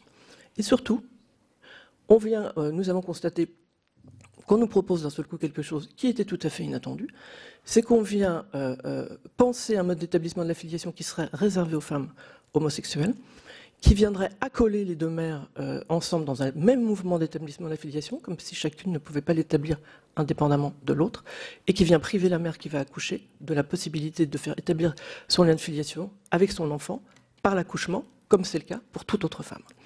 Et alors ça, on doit dire que nous sommes absolument contre. Voilà que d'un seul coup, au nom d'une avancée des droits, on vient priver une femme de son droit d'établir la filiation comme une autre. Si elle ne déclare pas qu'elle est en couple avec une femme, elle établit sa filiation d'une certaine manière. Si elle le déclare, eh bien, elle est privée de voir sa filiation établie par l'accouchement. D'autre part, il nous paraît beaucoup plus simple que l'engagement, il faut penser les choses de cette manière-là, l'engagement dans la PMA n'est pas du tout équivalent à l'établissement de la filiation. L'engagement dans la PMA va obliger, contraindre et donner des droits aux deux femmes de manière équivalente. Ce ne sont pas pour autant exactement les mêmes droits, puisque l'une établira sa filiation d'une certaine manière et l'autre d'une autre. Nous avons des modèles à l'étranger, mais nous avons des modèles en France. Les personnes qui font des PMA et qui sont hétérosexuelles en France ne sont pas privées de ce droit-là. Les femmes accouchent et établissent leur filiation sans discrimination de cette manière-là. Quand on perd, ils n'ont pas de lien biologique avec leur enfant, mais ils sont garantis dans l'établissement de leur filiation et dans le lien avec leur enfant par le fait qu'ils ont accepté le principe de la PMA et que du coup, ils sont susceptibles d'établir leur filiation comme tout autre homme dans le cadre du droit commun de la filiation et de la famille en France. Donc c'est ce que nous voudrions voir établi. Monsieur Borren vous a rappelé que nous avons une longue expérience. Nous avons constaté depuis des années qu'à créer des petits droits, on est toujours obligé d'y revenir. On y revient après de nombreuses souffrances et de nombreux dégâts dans les familles, et notamment sur le dos de nos enfants, et que par ailleurs, à ouvrir des droits, des petits droits spécifiques comme ça, eh bien, d'abord, le législateur introduirait dans la loi lui-même des discriminations, c'est-à-dire introduirait un droit qui n'a aucun rapport avec la situation de la personne, en quoi la sexualité de la mère doit-elle induire qu'elle n'est privée de droits qui sont ouverts aux autres femmes? C'est une question. Mais en ouvrant des petits droits comme ça, on met les gens dans des tiroirs et dans des catégories qui n'ont rien à voir avec le principe du droit.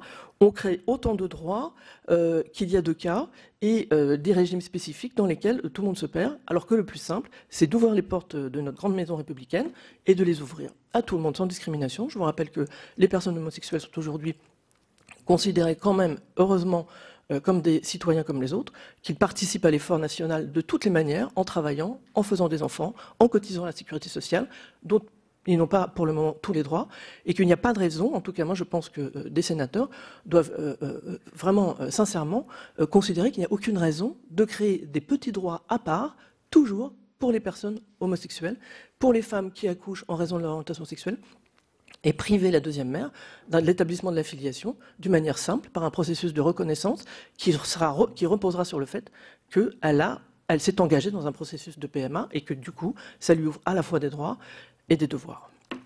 Alors, je pense que je vous ai dit l'essentiel de ce que nous voulons. Nous ne voulons pas d'un droit qui vienne ouvrir d'autres formes d'exclusion.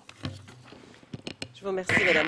On va ouvrir le débat donc par un échange, notamment en premier lieu avec les rapporteurs, et je vais donner la parole à madame Muriel Jourda. Merci, Madame le Président. Oui, j'ai une question en réalité un peu à tout le monde, enfin à tous ceux qui voudront bien y répondre d'ailleurs, puisque vous avez tous à tour de rôle évoqué la notion d'égalité et son pendant qui est la discrimination. Or, plusieurs ministres et plusieurs juridictions ont indiqué qu'il n'y avait pas d'égalité en fait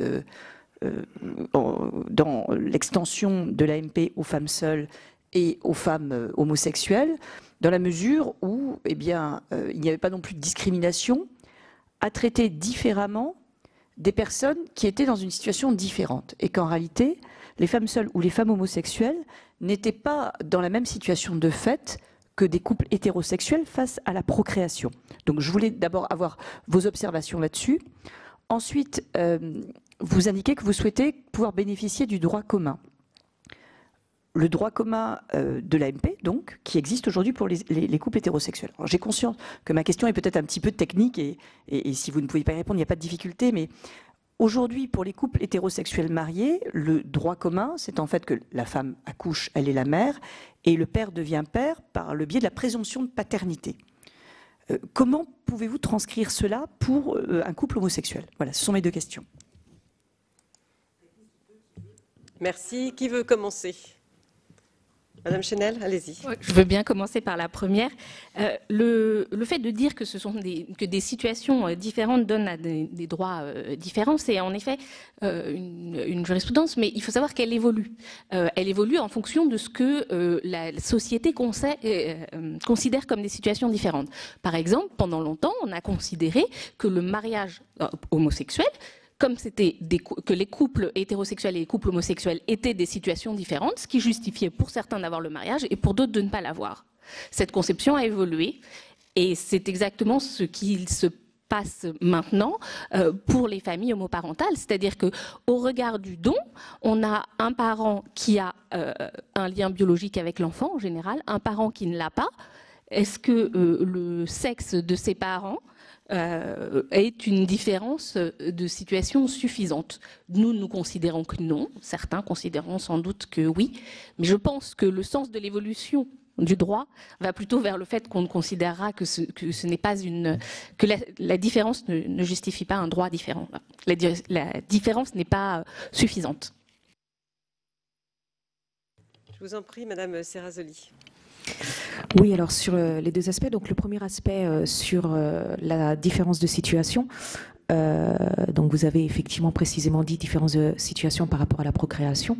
Nous nous plaçons, nous, évidemment, là sur la similarité de situation face à la conception, c'est-à-dire un couple qui aurait donc accès à l'AMP avec donneur.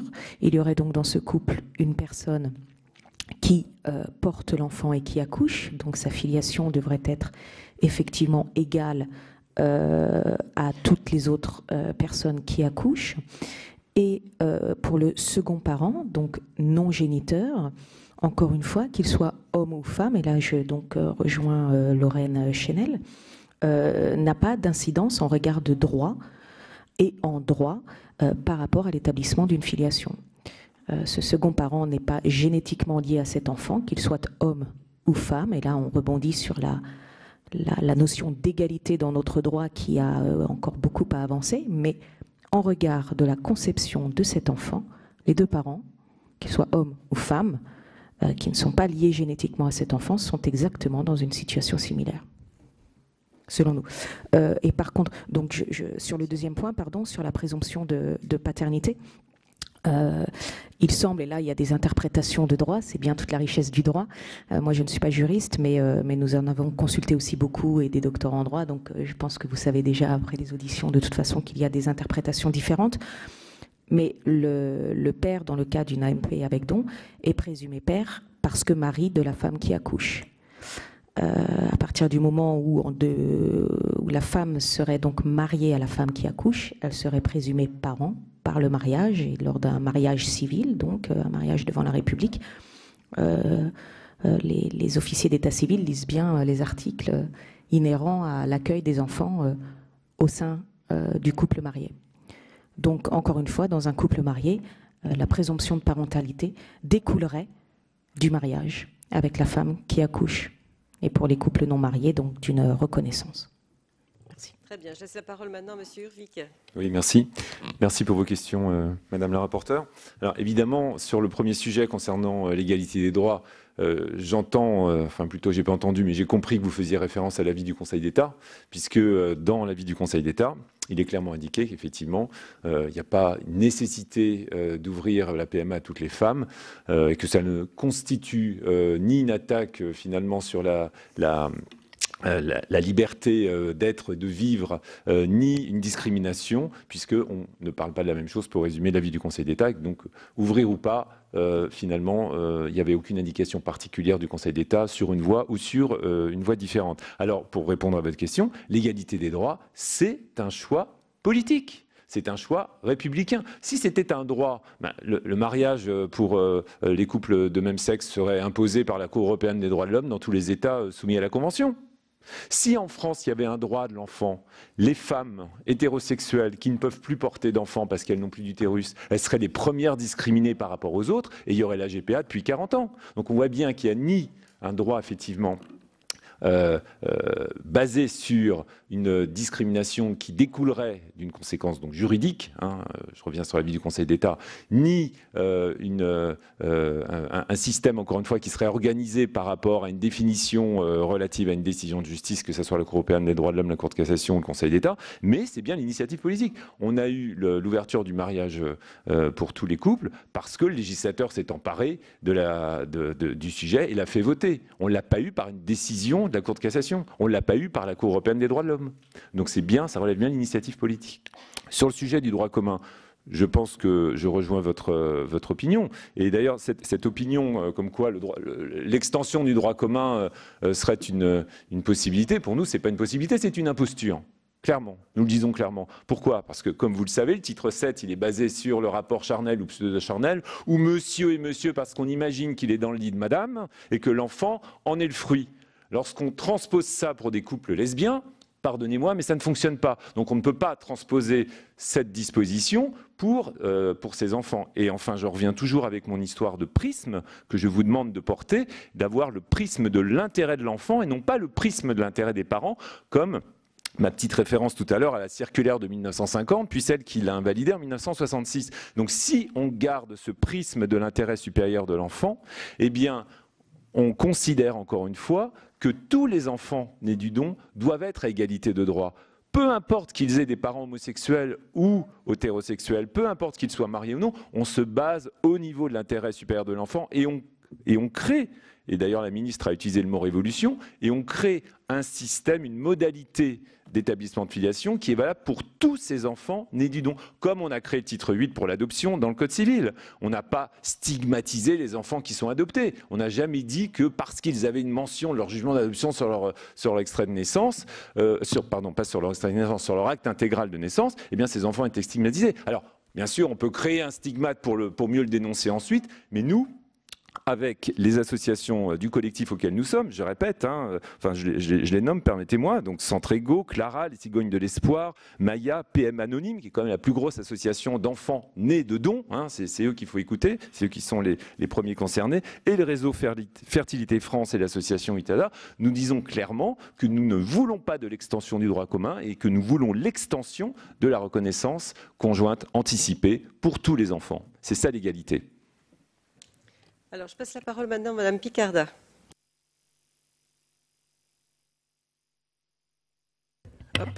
Voilà. Merci Madame de votre question.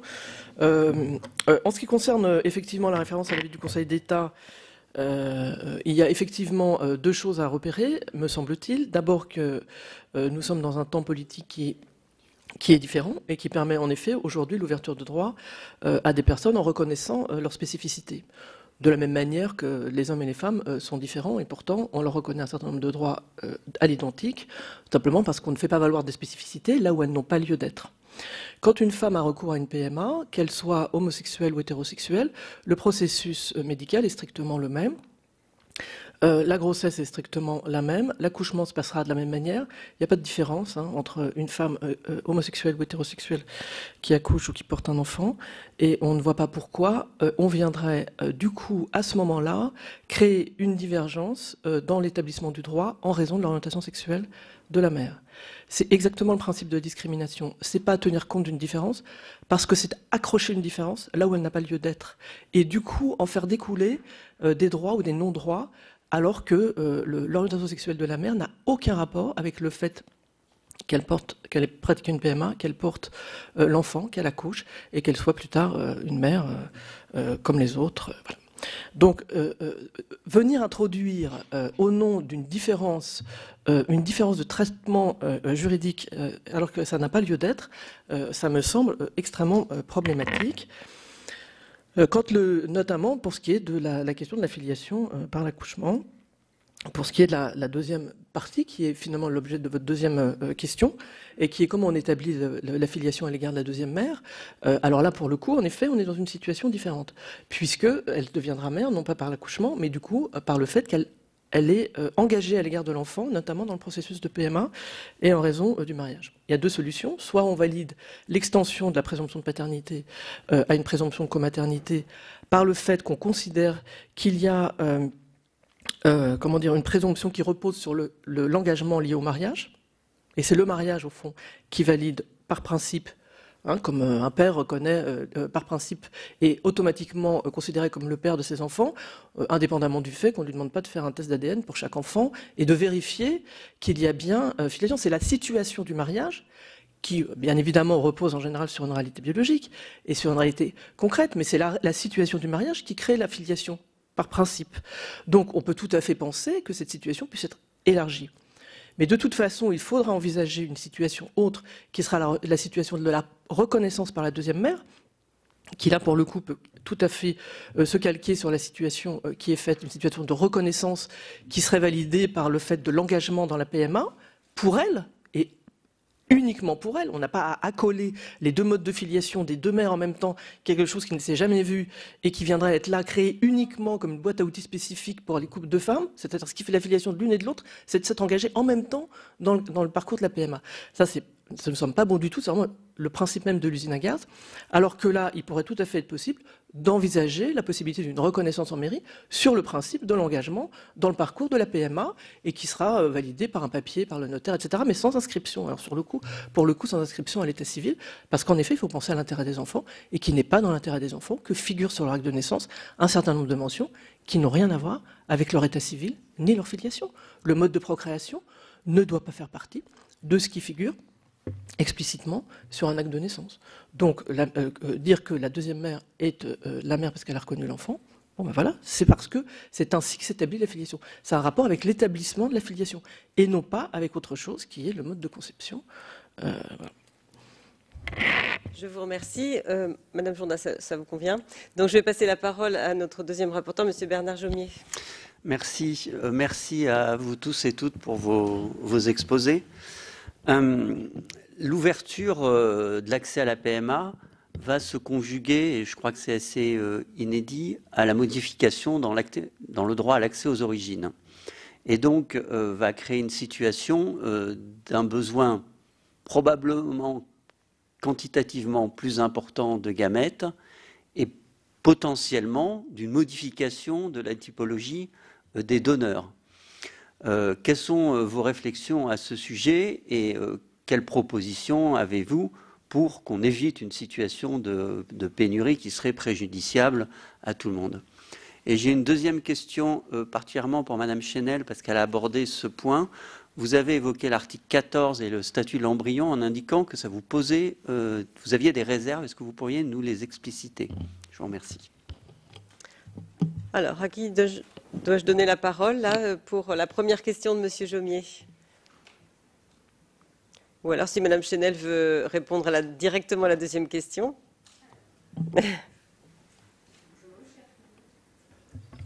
C'est tout simplement, monsieur, en demandant à l'État de prendre ses responsabilités, me semble-t-il, qu'on pourra ne pas se trouver devant une situation de pénurie de gamètes. On sait très bien qu'aujourd'hui, la situation est tendue en ce qui concerne les dons de gamètes, dons de spermatozoïdes, dons d'ovocytes ou dons d'embryons, parce que l'État, notamment, ne fait pas de publicité, au sens large du terme, bien sûr, sur ces questions-là. Il est important d'éduquer une population. C'est la responsabilité de l'État d'éduquer la population et de l'éduquer à la solidarité à l'égard des personnes qui ont besoin de dons et donc de favoriser et c'est donc la responsabilité d'ailleurs des législateurs, de favoriser des informations et des campagnes d'information sur ces points-là. Donc pour nous, bon, par ailleurs, je ne pense pas non plus que il va y avoir une déferlante sur les sécos de femmes homosexuelles qui vont demander des PMA. Je pense malheureusement qu'il y en aura même encore beaucoup qui iront à l'étranger, notamment parce que de toute façon déjà les temps d'attente sont extrêmement longs. Notre question à nous, elle est plutôt de savoir si les femmes qui viendront et qui se présenteront seront traitées à égalité et de quelle manière elles seront traitées dans les centres et si les délais qui leur seront donnés seront les mêmes que tout le monde. Bon, il y aura des modifications du profil des donneurs, peut-être, sans doute même, mais pour autant, je pense que ça ne justifie pas la destruction des gamètes comme elle avait été envisagée un temps. Hein. Je pense qu'il faut respecter l'engagement qui a été donné à ces personnes et leur donner le temps d'écouler leurs gamètes, quitte à, comme le proposait un temps la ministre, à passer par des périodes probatoires, hein, enfin entre deux, avec proposer à des personnes la possibilité d'un don anonyme ou pas, le temps que les nouveaux donneurs qui sont prêts à ne pas rester complètement anonymes ou à donner un certain nombre d'informations puissent se manifester. Très bien. Alors sur la même question, peut-être, Madame Serrazoli. Oui, pour répondre à cette question, un tout petit éclairage, mais que vous avez déjà eu certainement avant. Donc, je crois qu'aujourd'hui, le nombre de donneurs est autour de 350 sur une population de, je ne sais pas combien on est maintenant, mais 68, 69 millions. Voilà. Donc, je pense qu'effectivement, cette question du nombre de donneurs pourrait être facilement adressée par les pouvoirs publics. Et là, je rejoins tout à fait Marie-Claude Picarda. Et notamment aussi sur le changement de la société, sur le regard sur le don et sur les familles nées d'AMP. Également, je crois que, là je ne suis pas statisticienne, mais l'INSEE avait été auditionné au sein de l'Assemblée nationale. Je ne sais pas si vous les avez reçus ici dans cette commission, mais enfin ils avaient sorti effectivement des chiffres pour montrer à quel point quelques dizaines de donneurs en plus suffiraient à répondre à la demande anticipée supplémentaire de dons de sperme. Merci. Est-ce que Madame Michaud veut compléter? Oui, très rapidement, car beaucoup de choses ont déjà été dites. Effectivement, je pense qu'il faut déjà complètement abandonner l'idée de la destruction du stock existant. Ça, c'est fondamental. Et puis aller chercher des nouveaux donneurs. Ça passe aussi, on l'avait rappelé à l'époque au moment des auditions par le CCNE, ça passe aussi par des vraies campagnes de communication, des communications grand public. En l'état, rares sont les Français lambda qui ont déjà entendu parler des campagnes qui existent. Donc je pense à des campagnes un peu du même acabit que pour le don de sang. C'est-à-dire des campagnes vraiment grand public, nous rappeler que pour un homme, donner ses gamètes, ça existe et que ça peut se faire dans une démarche altruiste, puisqu'on parle bien d'un don. Oui, Monsieur Urvic, oui, sur la même question, sur la première. Oui, c'est ça. On Oui, laissera Madame Chenel ensuite. Pour apporter un éclairage complémentaire par rapport au stock et finalement à l'impact du changement de régime d'anonymat sur les donneurs. Au Royaume-Uni, le changement législatif il est intervenu en 2005. En 10 ans, ça a doublé. En Suède, le nombre de donneurs, s'il a connu une baisse l'année suivant la réforme qui est intervenue en 1984, il a retrouvé son niveau antérieur dès les années suivantes et il a continué de progresser. Donc il n'y a pas vraiment d'inquiétude sur ce sujet. Alors, on peut se agiter des chiffons rouges, mais on voit bien que dans les autres pays voisins, ce sujet-là n'en est plus un aujourd'hui. Effectivement, il y a une phase transitoire qui pourrait être impactée sur un an. Mais on voit très, très rapidement que ce niveau remonte sur les années qui suivent. Voilà. Oui, vous avez raison. Je pense que cette anxiété qu'on a par rapport au stock doit être mesurée auprès des experts, que peuvent être les professeurs, notamment de centre. Je me souviens d'un petit déjeuner que nous avons eu avec le professeur Ayoubi, qui nous disait que la meilleure façon, c'était aussi d'entraîner au don toutes ces familles qui sont en difficulté par rapport à l'obtention de gamètes. Et donc, cette sensibilisation fait en sorte généralement d'avoir de nouveaux donneurs. Oui, vous avez raison. D'ailleurs, on peut aussi compléter en disant qu'actuellement, dans le modèle de bioéthique sur le don d'ovocytes, où, on l'a rappelé, il peut y avoir jusqu'à même parfois plus de 3 ans d'attente, je dirais même plus qu'en moyenne c'est 5, venir avec une autre femme qui va donner ses propres ovocytes, sans pour autant utiliser les siens, hein, puisqu'on reste sur l'anonymat, permet de réduire de moitié ce délai. Et c'est presque, excusez-moi du terme, mais c'est presque un deal qui est fait entre celles qui pourront venir avec une autre femme qui va pouvoir faire un don et qui vont donc lui faire bénéficier de 50% d'un délai qui aurait dû être de 5 et qui va passer à 2,5 par rapport aux autres.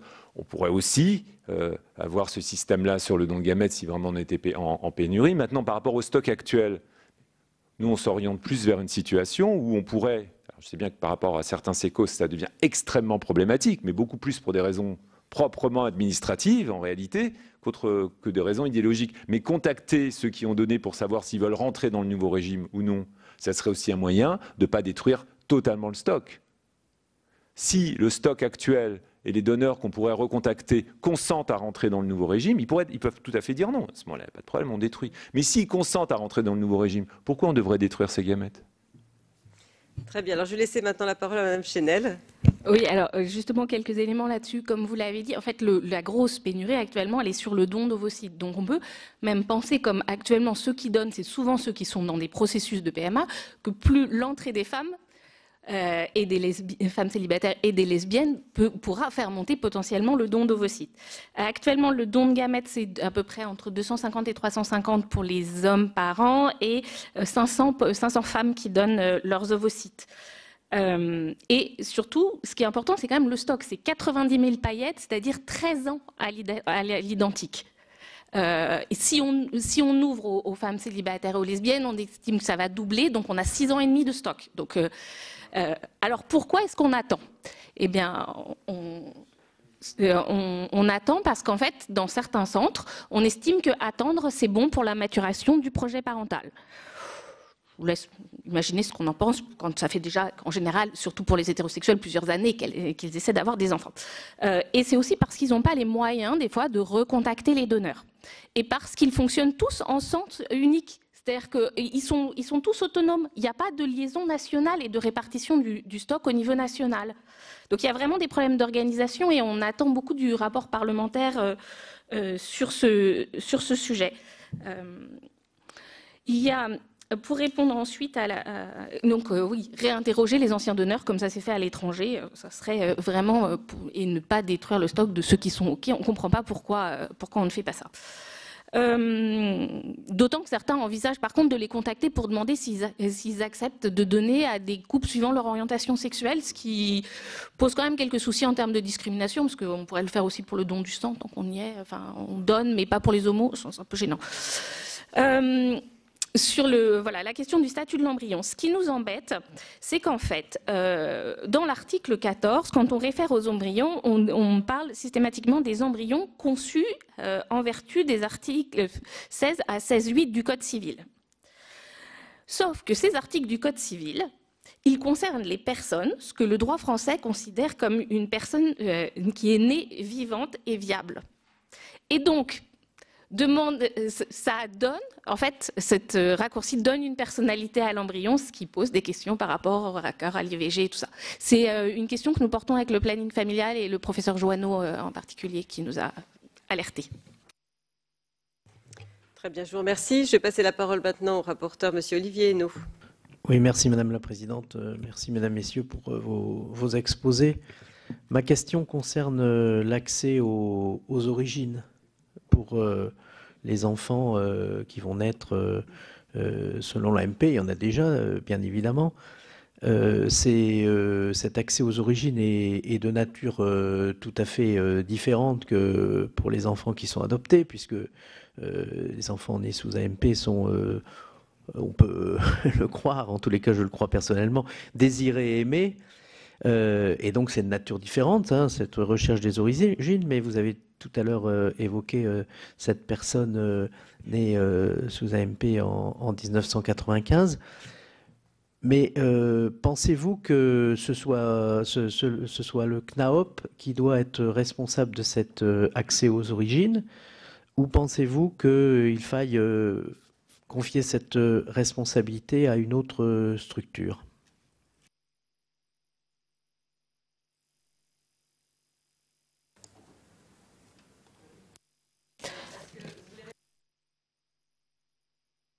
Alors, comme une commission est prévue là dans le projet de loi, l'intérêt, c'est un peu ce qu'a dit la DFH précédemment, ça serait de lui donner en fait des pouvoirs de recherche similaires à celui du CNAOP pour les enfants passés, et puis lui donner la mission pour les enfants futurs.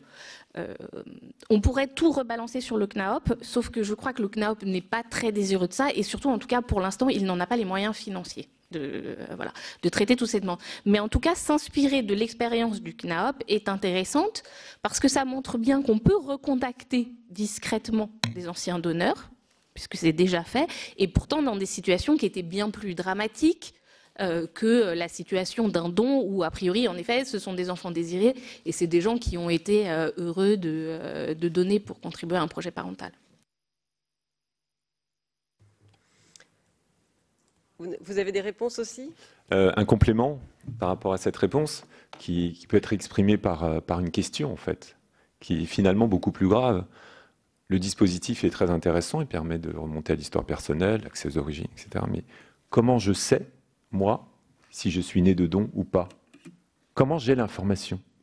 Qui me prévient? Qui me garantit cet accès à mes origines, à mon histoire personnelle?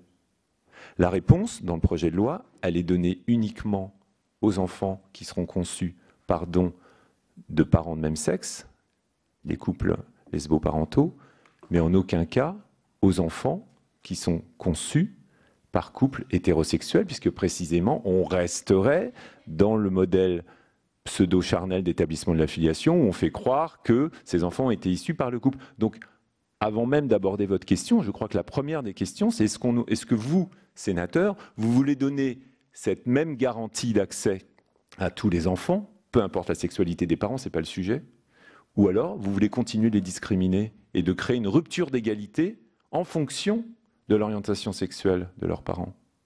Pardon de vous répondre avec une autre question, mais je crois qu'elle est aussi très importante. Alors, je laisse la parole maintenant à Mme Serrazoli. Oui, donc pour rebondir justement et compléter les propos précédents, j'en profite donc pour rebondir sur justement notre incompréhension à ce système de reconnaissance conjointe anticipée appliqué aux couples de femmes, puisque les enfants nés d'une AEP avec don dans un couple de femmes sont bien justement les seuls enfants à ne pas avoir besoin d'avoir une mention sur quelques documents que ce soit pour savoir qu'ils ont été conçus via un don. D'où l'incompréhension, d'où nous, notre association, l'interprétation qui est faite de la primauté de l'hétéronormativité dans notre droit et de ne surtout pas rendre égales les familles homoparentales aux familles hétérosexuelles, qui est donc pour nous clairement une discrimination, et répondre effectivement par un article 4 sur la filiation entre un enfant et ses deux mères à une question posée par l'article 3 et effectivement d'accès aux origines, qui est légitime ou pas, là-dessus nous n'avons pas de position, mais en tout cas répondre à une demande d'accès aux origines, article 3, par un système de filiation, article 4, dans et uniquement les familles composées de deux femmes, c'est totalement incompréhensible. Pour nous, le lien n'existe absolument pas entre l'établissement de la filiation et l'accès aux origines. Alors, Madame Picarda souhaitait s'exprimer aussi. Oui, moi je vois dans l'intérêt de la question de Monsieur le rapporteur un questionnement effectivement sur l'intérêt des enfants de pouvoir, et des familles d'ailleurs, de pouvoir être accompagnés. Et je pense qu'effectivement c'est ça l'intérêt de penser une commission ou un organisme, serait-ce le CNAOPS ou autre chose. Là-dessus je dois dire que je n'ai pas la compétence pour y répondre. En revanche, ce que je peux dire, c'est qu'effectivement on sait très bien dans les familles homoparentales que l'enfant était conçu, de la manière dont l'enfant a été conçu. Hein. Et la quête des origines, ce que vous appelez les origines, ou ce que d'aucuns appellent les origines, n'est pas du tout systématique, n'est pas du tout une demande systématique des enfants, et que beaucoup d'enfants savent parfaitement qu'ils soient conçus dans des familles hétérosexuelles ou dans des familles hétéroparentales ou homoparentales, savent parfaitement comment ils ont été conçus et ne cherche pas du tout à avoir de renseignements particuliers sur les donneurs, d'autant plus que cette question-là est en général beaucoup mieux accompagnée des parents, puisqu'il n'y a pas de traumatisme en dehors de la question de l'infertilité, par exemple chez les hétérosexuels, mais il n'y a pas de traumatisme dans la vie qui est à l'origine de la situation de l'enfant. C'est pas comme un enfant qui est abandonné et sur qui pèsent comme ça des questions sur ce qui a bien pu arriver pour que ses parents de naissance un jour soient amenés à l'abandonner et ensuite ils soient recueillis par une autre famille.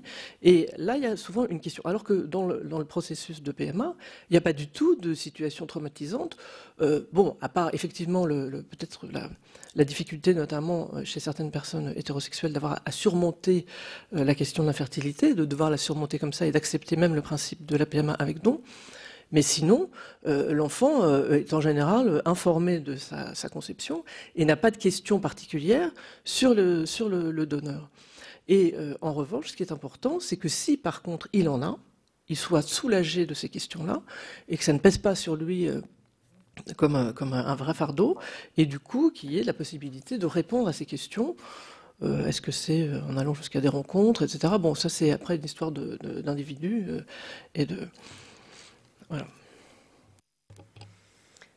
Alors, en allant jusqu'à des rencontres, oui, c'est d'ailleurs ce que nous a expliqué le CNAOP dans les situations qu'il rencontre lui-même dans l'accompagnement des jeunes qui sont pupilles de l'État, par exemple, enfin nés sous le secret. Donc oui, effectivement, certains ont besoin d'un accompagnement psychologique et voire plus, et d'être accompagnés dans ces moments de rencontres particulières. Oui, et ça, c'est pour ça que j'insistais sur la différence entre les situations d'adoption et les situations de don. Moi-même, je suis psychiatre, j'ai eu à suivre plusieurs fois des personnes qui étaient dans des situations de rencontrer des parents les ayant abandonnés, et je peux vous dire que ces situations ont été, c'est pour ça d'ailleurs que je l'ai retrouvé moi dans mon parcours de psychiatre, extrêmement traumatisantes, voire le vrai catalyseur vers des moments de folie pure. Donc il faut être très attentif à ça, et c'est pourquoi nous, notre position, c'est vraiment une position d'accompagnement, quelles que soient les situations, dans l'intérêt des familles et dans l'intérêt des enfants. Il n'y a aucune stigmatisation à mettre, il n'y a aucun forçage à faire, on n'a pas à imposer sur l'état civil d'un enfant quelque chose qui concerne autre chose, mais l'État, dans notre conception, doit être bienveillant à l'égard des personnes, d'autant plus s'il met en place lui-même un processus de PMA et d'ouverture de la PMA, il doit avoir à l'esprit le process d'accompagnement à l'égard de ses familles et de ses enfants, dans l'intérêt des familles et dans l'intérêt des enfants. Et en effet, l'expérience du CNAOPS peut nous permettre de penser la manière dont peuvent être accompagnés des gens, sachant encore une fois que la situation des personnes adoptées n'est pas la même si tous les enfants adoptés ne sont pas des enfants traumatisés par ailleurs. Il y en a énormément qui se portent très très bien et qui n'ont même pas cette demande, ou alors qui supportent très bien de ne pas pouvoir répondre à cette question-là. Ouais. Je vous remercie pour ces précisions. Est-ce qu'il y a d'autres demandes? Oui, de la part de Madame Meunier. Madame la Présidente, merci à chacune et à chacun. On sent bien là qu'il y a un point dur, en tout cas, pas des oppositions forcément, mais en tout cas un dissensus sur cet aspect. Et vous avez été plusieurs à parler de la mère qui accouche. Et je voulais vous demander si c'était une inscription qui était portée à l'état civil de l'enfant, est-ce que ça changerait quelque chose? Est-ce que ça, dans un souci de transparence, ça aiderait ou au contraire, ça stigmatiserait? La mère qui accouche, est-ce que si on l'inscrivait à l'état civil, ce serait un élément favorable à la fois de clarification et de transparence et d'intérêt pour l'enfant? De ce que je comprends votre question, je ne suis pas sûre d'avoir complètement saisi les nuances, mais est-ce que c'est un point que vous envisagez pour l'ensemble de la population ou uniquement pour les femmes homosexuelles? Parce que c'est toute la question, si vous voulez. La question, quand on demande d'entrer dans le droit commun, c'est pas forcément de récuser un certain nombre de positions, c'est que de récuser le fait de devoir porter seul un point de droit qui est uniquement lié à l'orientation sexuelle, et alors que ça n'a rien à faire là. Voilà. Alors, si toutes les femmes, si on révise le droit de la filiation, et qu'on considère qu'il est important que soit noté sur l'acte de naissance des enfants que, à un moment, d'ailleurs c'est dans le droit français, la mère qui accouchait devait, ça c'est pas resté longtemps, devait aller reconnaître son enfant. Mais c'était le cas pour toutes les femmes. Toutes les femmes devaient se déclarer, au-delà de l'accouchement, engagées dans le souhait d'établir la filiation et de devenir, de fait, la mère de leur enfant. Bon, si c'est le cas pour toutes les mères, parfait. Mais si c'est réservé aux femmes homosexuelles, c'est une discrimination. Parce qu'en plus, ça n'a rien à faire là. Et on ne voit pas pourquoi ce serait réservé, alors que ça n'a rien à voir avec l'orientation sexuelle, ce sera réservé aux femmes en raison de leur orientation sexuelle. Voilà. Donc oui, c'est vraiment un point pour nous de discrimination réelle. Je donne la parole maintenant à Madame Chenel. Alors j'ai interprété la question un petit peu différemment. C'était pour moi la question était de si en effet comme dans le droit commun la mère, une des mères devenait par accouchement, qu'en serait-il par rapport à l'autre mère? La question est en fait, il n'y a pas de mystère dans les couples. On sait quand même qui est la mère qui accouche, et l'enfant le sait, qui l'a porté, surtout si elle allait après. Enfin, mais après, cette mention, elle ouvre un certain nombre de droits. L'accouchement ouvre un certain nombre de droits sociaux. On parle actuellement de la réforme des retraites. Le fait d'avoir porté des enfants vous donne actuellement 2 années par enfant, peut-être plus tard 5% de points. Il y a la question du droit international privé, selon laquelle le statut de l'enfant est lié à la mère, en tant que mère qui a accouché. Que va-t-il se passer à ce moment-là s'il n'y a plus de distinction entre les deux? Et après, enfin, en tout cas pour nous, les couples qu'on a consultés au sein de l'Inter ou au sein des enfants d'Arc-en-Ciel, comme elles ne se sentent pas moins mères d'avoir accouché ou pas, comme une maman par adoption ne se sent pas moins maman, le fait qu'il y ait une différence ne les gêne pas, puisque ça ne reflète que la réalité des choses et permet aux enfants d'avoir la trace de ce qui s'est passé. Madame Serzoli. Oui, donc je voulais peut-être découler l'argument aussi sur un autre aspect. Notamment donc sur le fait sur la simultanéité de l'établissement de la filiation entre les deux mères. Ce qui nous a toujours porté, c'est effectivement qu'il y ait égalité en droit entre les deux parents. Et donc là, entre les deux mères, ça ne sous-tend pas que la mère qui accouche, que l'accouchement soit effacé. Donc à ce moment-là, il n'a jamais été question, par exemple, dans une famille avec 2 parents hétérosexuels, d'effacer l'accouchement pour que le père soit égal en droit envers ses droits et ses devoirs envers cet enfant. Donc voilà, j'entends souvent la confusion pour dire mais il faut traiter les deux mères à égalité. Oui, certes, en droit parentaux, comme un homme et une femme, parents d'un enfant dans un couple hétérosexuel le sont, ça ne nécessite pas effectivement de changer le droit de la filiation pour une femme qui accouche. Quant à sa mention, effectivement, après ça ouvre d'autres portes que Lorraine a évoquées. Monsieur Urvic. Oui, merci. Donc, merci pour votre question, Madame la sénatrice.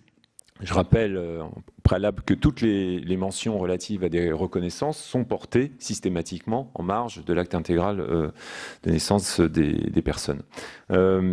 Sur la proposition qui a été votée de reconnaissance conjointe anticipée, je vous renvoie à notre liasse d'amendements et à l'amendement numéro 11 qu'on propose, qui est précisément, et pour répondre donc à votre question, de rappeler que l'établissement de la filiation de la mère qui a accouché est subordonné au cumul de 2 modalités. La première modalité, c'est précisément de transmettre le certificat d'accouchement qui indique qu'elle a accouché. Et la deuxième modalité, c'est la signature de la reconnaissance conjointe anticipée. Donc on a bien une égalité de droit dans l'établissement de la filiation, puisque, encore une fois, il faut obligatoirement produire la reconnaissance conjointe anticipée. On ne renie à aucun moment la femme qui a accouché.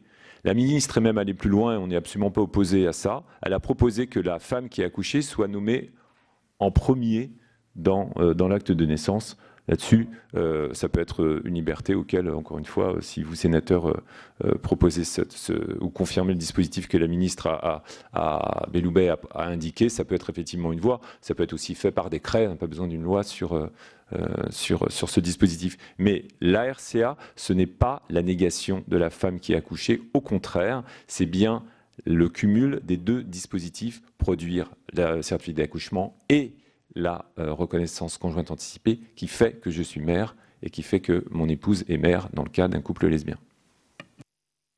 Alors, vous souhaitiez compléter, Madame Chenel? Oui, je suis désolée, j'ai oublié un élément.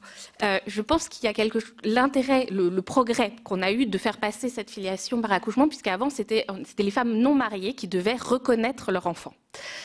Et on a eu une réforme il y a une dizaine d'années qui nous a permis de changer. C'est qu'en fait, ça évite aussi que les enfants se retrouvent par accident sans état civil. Parce que comme la filiation est automatique, du coup, tous les enfants ont un état civil à la naissance au moins. Enfin, ils ont au moins une filiation établie. Voilà. Et la deuxième chose, c'est quelque chose au niveau de l'histoire des lesbiennes. C'est-à-dire que les lesbiennes, pendant longtemps, ont été discriminées et souvent considérées comme n'ayant pas vraiment de sexualité, pas de corps. Enfin, il y a un stéréotype assez fort. Et le fait de ne pas reconnaître qu'on porte un enfant comme les autres femmes peut être gênant pour peut être interprété comme une atteinte à notre féminité. Voilà. Alors, je vais passer la parole peut-être. Vous souhaitiez compléter aussi, Madame Picarda ? Juste pour compléter, pourquoi si une femme homosexuelle a recours à une PMA alors qu'elle est célibataire, alors elle n'aura pas de mention particulière, elle sera considérée comme les autres femmes, et celle qui aura une mention particulière le sera en raison de sa situation de couple avec une autre femme. Je veux dire, on crée vraiment une situation à regarder le droit par le bout de la lorgnette, le petit bout de la lorgnette, qui nous paraît incompréhensible et qui porte en revanche un certain nombre d'idées, de discrimination réelle et d'idées effectivement extrêmement préjudiciables. Je vous remercie. Je vais passer la parole maintenant à Monsieur Yves Daudigny. Merci Madame la Présidente. Je voudrais revenir sur un sujet qui a été évoqué rapidement, qui est la PMA post-mortem. Donc on ne va pas redévelopper les arguments en faveur ou défavorables qui sont bien connus. La loi ne le prévoit pas. Alors l'information, donc en France, en 2016, une veuve a été autorisée à importer d'Espagne le sperme de son mari décédé pour concevoir un enfant, donc en France. Alors l'information, est-ce qu'elle est bien exacte et est-ce que ça ne constitue pas une sorte de jurisprudence? Merci. Merci pour cette question que j'aurais finalement posée si tu ne l'avais pas posée. Non, mais c'est intéressant aussi d'avoir l'ensemble de vos avis, parce que je crois qu'il y en a un d'entre vous qui a parlé de cette question, mais sans en développer vraiment. Alors, qui souhaite prendre la parole? Madame Chenel? Oui, c'est moi qui en ai parlé. Alors, j'avoue que je n'ai pas cette décision-là. Quelque part, elle ne m'étonne pas, parce que ce qui est intéressant dans la PMA post-mortem, c'est que toutes les institutions concernées, consultées, que ce soit le CCNE, le Conseil d'État, tout le monde y est plutôt favorable, en fait. Ça paraît assez logique. Donc, qu'une juridiction ait pris cette décision, ça paraît bien. Après, attention, parce que, notamment dans le projet de loi, il y a des évolutions sur le transfert éventuel des gamètes. Et encore une fois, pourquoi, si en plus on l'autorise de l'étranger, pourquoi obliger les gens à aller faire une démarche à l'étranger, payante, stressante, pour une démarche qu'ils pourraient faire en France? Alors, Madame Jourda souhaite à nouveau poser une question, peut-être? Non, bien que je ne sois pas auditionnée, je précise que dans cette décision, la femme était espagnole et elle est retournée, elle est retournée quand même dans son pays d'origine où la PMA post-mortem était autorisée. On ne l'obligeait pas à partir ailleurs, en fait. C'était de son propre chef parce que c'était son pays d'origine. Merci pour cette précision. Vous ne souhaitez pas intervenir sur la PMA post-mortem? Non, je dois dire que c'est pas du tout notre sujet, notre débat en tant qu'association. Mais simplement, je peux témoigner de ce que les associations avec lesquelles nous travaillons, parce que nous faisons partie d'un collectif qui regroupe de nombreuses associations, y compris des associations, par exemple, de mamans solo ou du planning familial ou d'associations comme Collectif BAMP, sont favorables. Et qui sont davantage concernés que nous, bien sûr, sont favorables à l'ouverture de la PMA post-mortem. Je vous remercie. Est-ce que vous souhaitiez apporter quelques précisions sur d'autres sujets que nous n'aurions pas abordés? Madame Picarda. Oui, je tiens à dire que Je l'ai déjà dit tout à l'heure, mais je le redis pour ouvrir un autre volet. Nous souhaiterions que ce débat qui pose la question, là on est d'ailleurs en train de tourner dessus depuis tout à l'heure, de la filiation, ne devrait pas être une occasion manquée pour l'ensemble des situations familiales. Le projet de loi est intéressant en ce qu'il valide 2 points. La nécessité d'ouvrir la filiation hors mariage pour les couples de femmes. Et deuxièmement,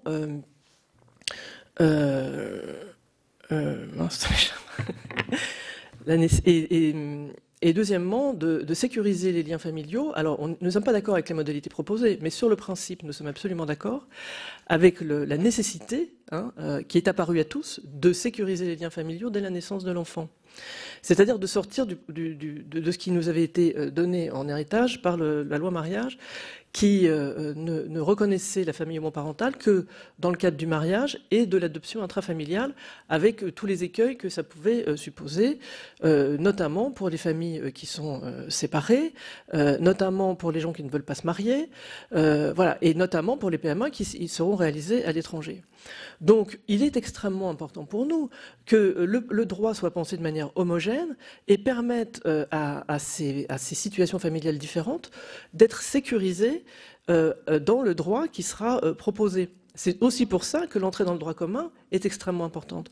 Parce que s'il est possible de reconnaître un enfant en validant un processus de PMA, et ça, le législateur devrait pouvoir y penser, y compris un processus de PMA qui s'est déroulé à l'étranger ou qui s'est déroulé il y a plusieurs années, dans la mesure où les participantes peuvent valider ensemble et conjointement le principe de la double filiation, eh bien ça résoudrait tout un tas de situations qui aujourd'hui sont simplement des sources de souffrance infinie pour des gens qui ont été séparés avant la loi, pour des enfants qui n'ont pas pu reconnaître la deuxième filiation, pour des PMA qui demain seront faites à l'étranger.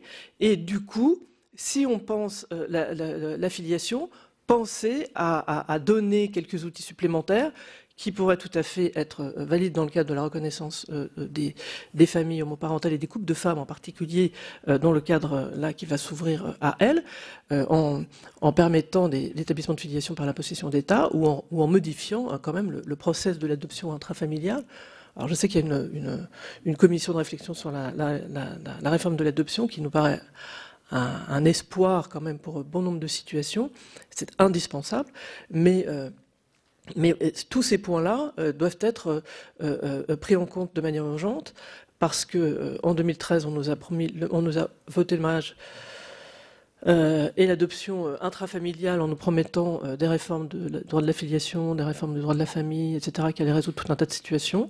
On nous a vendu voilà, des promesses qui n'ont pas été tenues pour différentes raisons.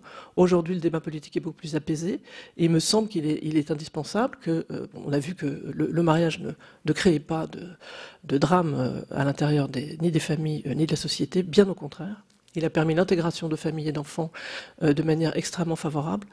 Et du coup, c'est le moment, me semble-t-il, de penser, dans ce cadre qui s'ouvre et qui est une réflexion sur la filiation, d'élargir davantage et de ne pas se cantonner à même ce débat que nous venons d'avoir sur la question de l'établissement de la filiation à l'égard de la mère qui accouche et de sa compagne, mais de penser, de faire entrer du même coup dans le droit commun, justement, la possibilité d'établissement hors mariage, de filiation hors mariage, voilà, etc. Donc je pense qu'il y a vraiment là un coche à ne pas rater et ne pas s'en remettre à plus tard et nous demander d'attendre encore pour que ces droits puissent advenir. Je vous remercie, madame. Est-ce que vous souhaitiez ajouter quelque chose, monsieur Fabien Joly? Oui, très rapidement, madame la présidente. Je crois qu'on est tous d'accord, enfin en tout cas toutes les associations ici sont d'accord pour penser un système qui puisse être le plus protecteur aussi bien pour l'enfant qui est né que pour les femmes ou les hommes qui en sont les parents. Après, nous divergeons effectivement sur les modalités et le choix que le législateur retiendra. Comme le disait Alexandre Hurwitz, nous sommes pour la RCA, vous l'avez bien compris, et nous sommes pour la RCA étendue donc aux couples hétérosexuels, mais aussi aux femmes célibataires. Et là, on raisonne uniquement dans une optique de sécurisation de leurs propres droits à elles, à ces femmes célibataires, parce qu'aujourd'hui, eh bien, si la RCA était étendue aussi aux femmes célibataires, ça permettrait de prémunir ces femmes-là de toute reconnaissance indue venant notamment d'un homme qui pourrait, comme vous le savez, à tout moment déclarer sa paternité à l'égard d'un enfant auquel il ne pourrait pas être génétiquement lié, l'enfant serait né d'un don de sperme. Avec la RCA, puisqu'elle serait mentionnée sur l'acte de naissance, la reconnaissance serait alors paternelle, serait impossible, puisque l'officier d'état civil saurait qu'il y a eu une RCA qui n'a induit l'établissement d'une seule filiation à l'égard de la femme qui a accouché, et donc qui empêcherait qu'une reconnaissance paternelle puisse intervenir. Après, si cette femme-là fait sa vie avec un homme ou une femme et que cet homme ou cette femme, ce conjoint, veut adopter l'enfant, évidemment, ce serait toujours possible, mais là, on serait dans un système adoptif où le lien de filiation laissé vacant pourrait être suppléé du fait d'une adoption. Mais il y a cet élément-là, la RCA ne concerne pas que les couples, elle concerne aussi les femmes célibataires, qui leur permet, c'était un projet parental qu'elles ont porté seules, je crois qu'on l'a dit, et là on rejoint, c'est un projet parental qui est réfléchi, qui est mûri, on ne fait pas du tout, je crois que c'est Madame Chenel qui le disait, on ne fait pas un enfant quand on est célibataire via la PMA comme on le fait lorsqu'on a été en couple et puis que le père s'en va. Les situations sont radicalement différentes, mais puisque c'est un projet parental qu'on porte seul, il faut alors être sûr que la filiation sera garantie à l'égard de cette seule femme et qu'il n'y a pas une autre filiation qui pourrait être indûment et irrégulièrement établi par la suite. Voilà. Et puis un dernier point, il y avait Madame la ministre de la Justice avait devant l'Assemblée nationale affirmé que les PMA qui seraient faits, qui continueraient à être faites à l'étranger après l'entrée en vigueur de la loi, pourraient bénéficier de la reconnaissance conjointe anticipée. J'avoue que j'avais eu quelque peu de difficulté à comprendre comment ça pourrait se passer. Interroger la direction civile des affaires civiles et du Sceau, nous a indiqué qu'en réalité, il suffirait que ces femmes puissent finalement signer leur consentement devant notaire et la RCA avant qu'il y ait l'insémination faite à l'étranger et qu'ensuite, lorsqu'elles accoucheraient en France, elles pourraient produire comme n'importe quelle femme qui aurait pu cette fois-ci avoir connaître une insémination faite dans le cadre médical français. Elle pourrait présenter cette RCA et l'établissement de la filiation serait alors établi de la même manière que pour les femmes qui auraient fait l'entièreté du processus médical en France. Donc voilà, je tenais à apporter cette information si vous ne l'aviez pas à votre connaissance, parce que pour moi, l'affirmation de la ministre était restée un peu sèche et je ne comprenais pas, puisqu'il n'y a pas de disposition particulière dans le texte de loi, comment on allait organiser ça. La direction des affaires civiles et du Sceau semble nous avoir en tout cas rassurés sur ce point-là. Voilà. C'est noté. Vous vouliez intervenir, Madame Serra-Solly? Oui, très rapidement, et juste pour un tout petit et conclusif changement de focal, et je crois que là on se retrouvera tous de tous les côtés de cette Assemblée. Donc pour simplement souligner à nouveau le lien documenté et réel qui existe entre discriminations inscrites dans le droit ou dans les procédures de droit ou dans les jurisprudences, puisque d'autres pays, notamment anglo-saxons, travaillent plus sur la jurisprudence, et les discriminations réelles subies par les personnes discriminées en droit. Il y a un lien réel, donc tout ce que les parlementaires et les législateurs que vous êtes pourront inscrire dans la loi ou ne pas inscrire dans la loi ont des conséquences très réelles pour les personnes concernées dans la vie. Et nous, chez SOS Homophobie, donc avec ce rapport annuel que nous publions donc tous les ans, nous sommes bien placés pour le savoir, d'où notre attention extrême à un traitement d'égalité, d'autant plus quand les situations sont évidemment égales. Et je rejoins encore une fois les propos de Marie-Claude Picarda sur la non-nécessité de voir une différence là où elle n'a pas lieu d'être. Je vous remercie. Vous allez être très brève. Merci beaucoup. Je voulais juste apporter une précision à ce qui a été dit tout à l'heure. Des femmes, des mères seules, se sont organisées en association, les mamans solo. Elles portent leur parole, elles sont contre l'inscription à l'état civil de la RCA. Et donc, je pense qu'il est inutile de parler à leur place, d'autant plus que je crois que vous les avez auditionnées. Ah, vous voulez conclure, Madame Chenel? Oui, parce qu'on termine la conclusion par l'ouverture. Donc, juste pour un sujet un peu différent dont on a peu parlé, mais qui est un vrai souci sur l'inter-LGBT, c'est sur le traitement des données de santé. C'est un souci qu'on a déjà porté dans le cadre de la loi de révision du système de santé et des garanties données aux personnes sur l'utilisation, sur le respect de leur consentement, comme devraient l'imposer les conséquences de la loi Kouchner et de la loi informatique et liberté. C'est un enjeu particulier pour nous parce que notamment les questions d'orientation sexuelle, mais après les questions de séropositivité par exemple, s'il y a des fuites, on peut avoir des conséquences dramatiques en termes d'assurance, de vie et même de prise en charge, de refus de discrimination, de prise en charge médicale. Du coup, on pense aussi qu'il faut absolument qu'il y ait un dispositif d'alerte donné à la HAS pour que quand il y ait des soucis de transparence sur l'utilisation des données de santé, on puisse tout de suite avoir une réaction. C'est-à-dire que c'est bien de donner une mission, mais il faut concrètement la donner à une institution pour que ce droit soit effectif. Je vous remercie. Alors, Monsieur Urvic. Oui, merci. Donc pour conclure et aussi pour rebondir finalement sur l'aspect médical qui a été évoqué par Lorraine Chenel, c'est vrai qu'on a énormément focalisé le débat sur la RCA, mais pardon, l'aspect médical est aussi très très important. Est-ce que vous voulez, vous sénateurs, créer une rupture d'égalité, je vais utiliser le mot de chance de survie des enfants conçus par don, dès lors que certains auraient l'information qu'ils ont été conçus par don et que leur famille leur a transmise, et d'autres non, à l'heure de la médecine prédictive, à l'heure où on doit vérifier le patrimoine génétique du donneur pour savoir si une maladie potentiellement non détectable en 2019, le qu'il serait en 2021, aurait une incidence sur sa vie et sur la vie de ses descendants. Est-ce qu'on veut maintenir ce secret ou est-ce qu'on veut au contraire ouvrir et mettre à disposition ce droit? Je rappelle que c'est un droit n'est pas une obligation. Si on veut aller ouvrir cette porte qui mène à l'accès aux histoires personnelles, on peut le faire. Si on veut ne pas l'ouvrir, eh bien on ne l'ouvre pas. Mais au moins connaître l'existence de cette porte, c'est avoir été mis en responsabilité quand on est législateur. Charge ensuite à cette famille, effectivement, de l'ouvrir ou à cet enfant de l'ouvrir. Encore une fois, sur l'accès aux informations médicales et les conséquences que ça peut avoir sur la vie des enfants conçus par don, mettons tous ces enfants à égalité.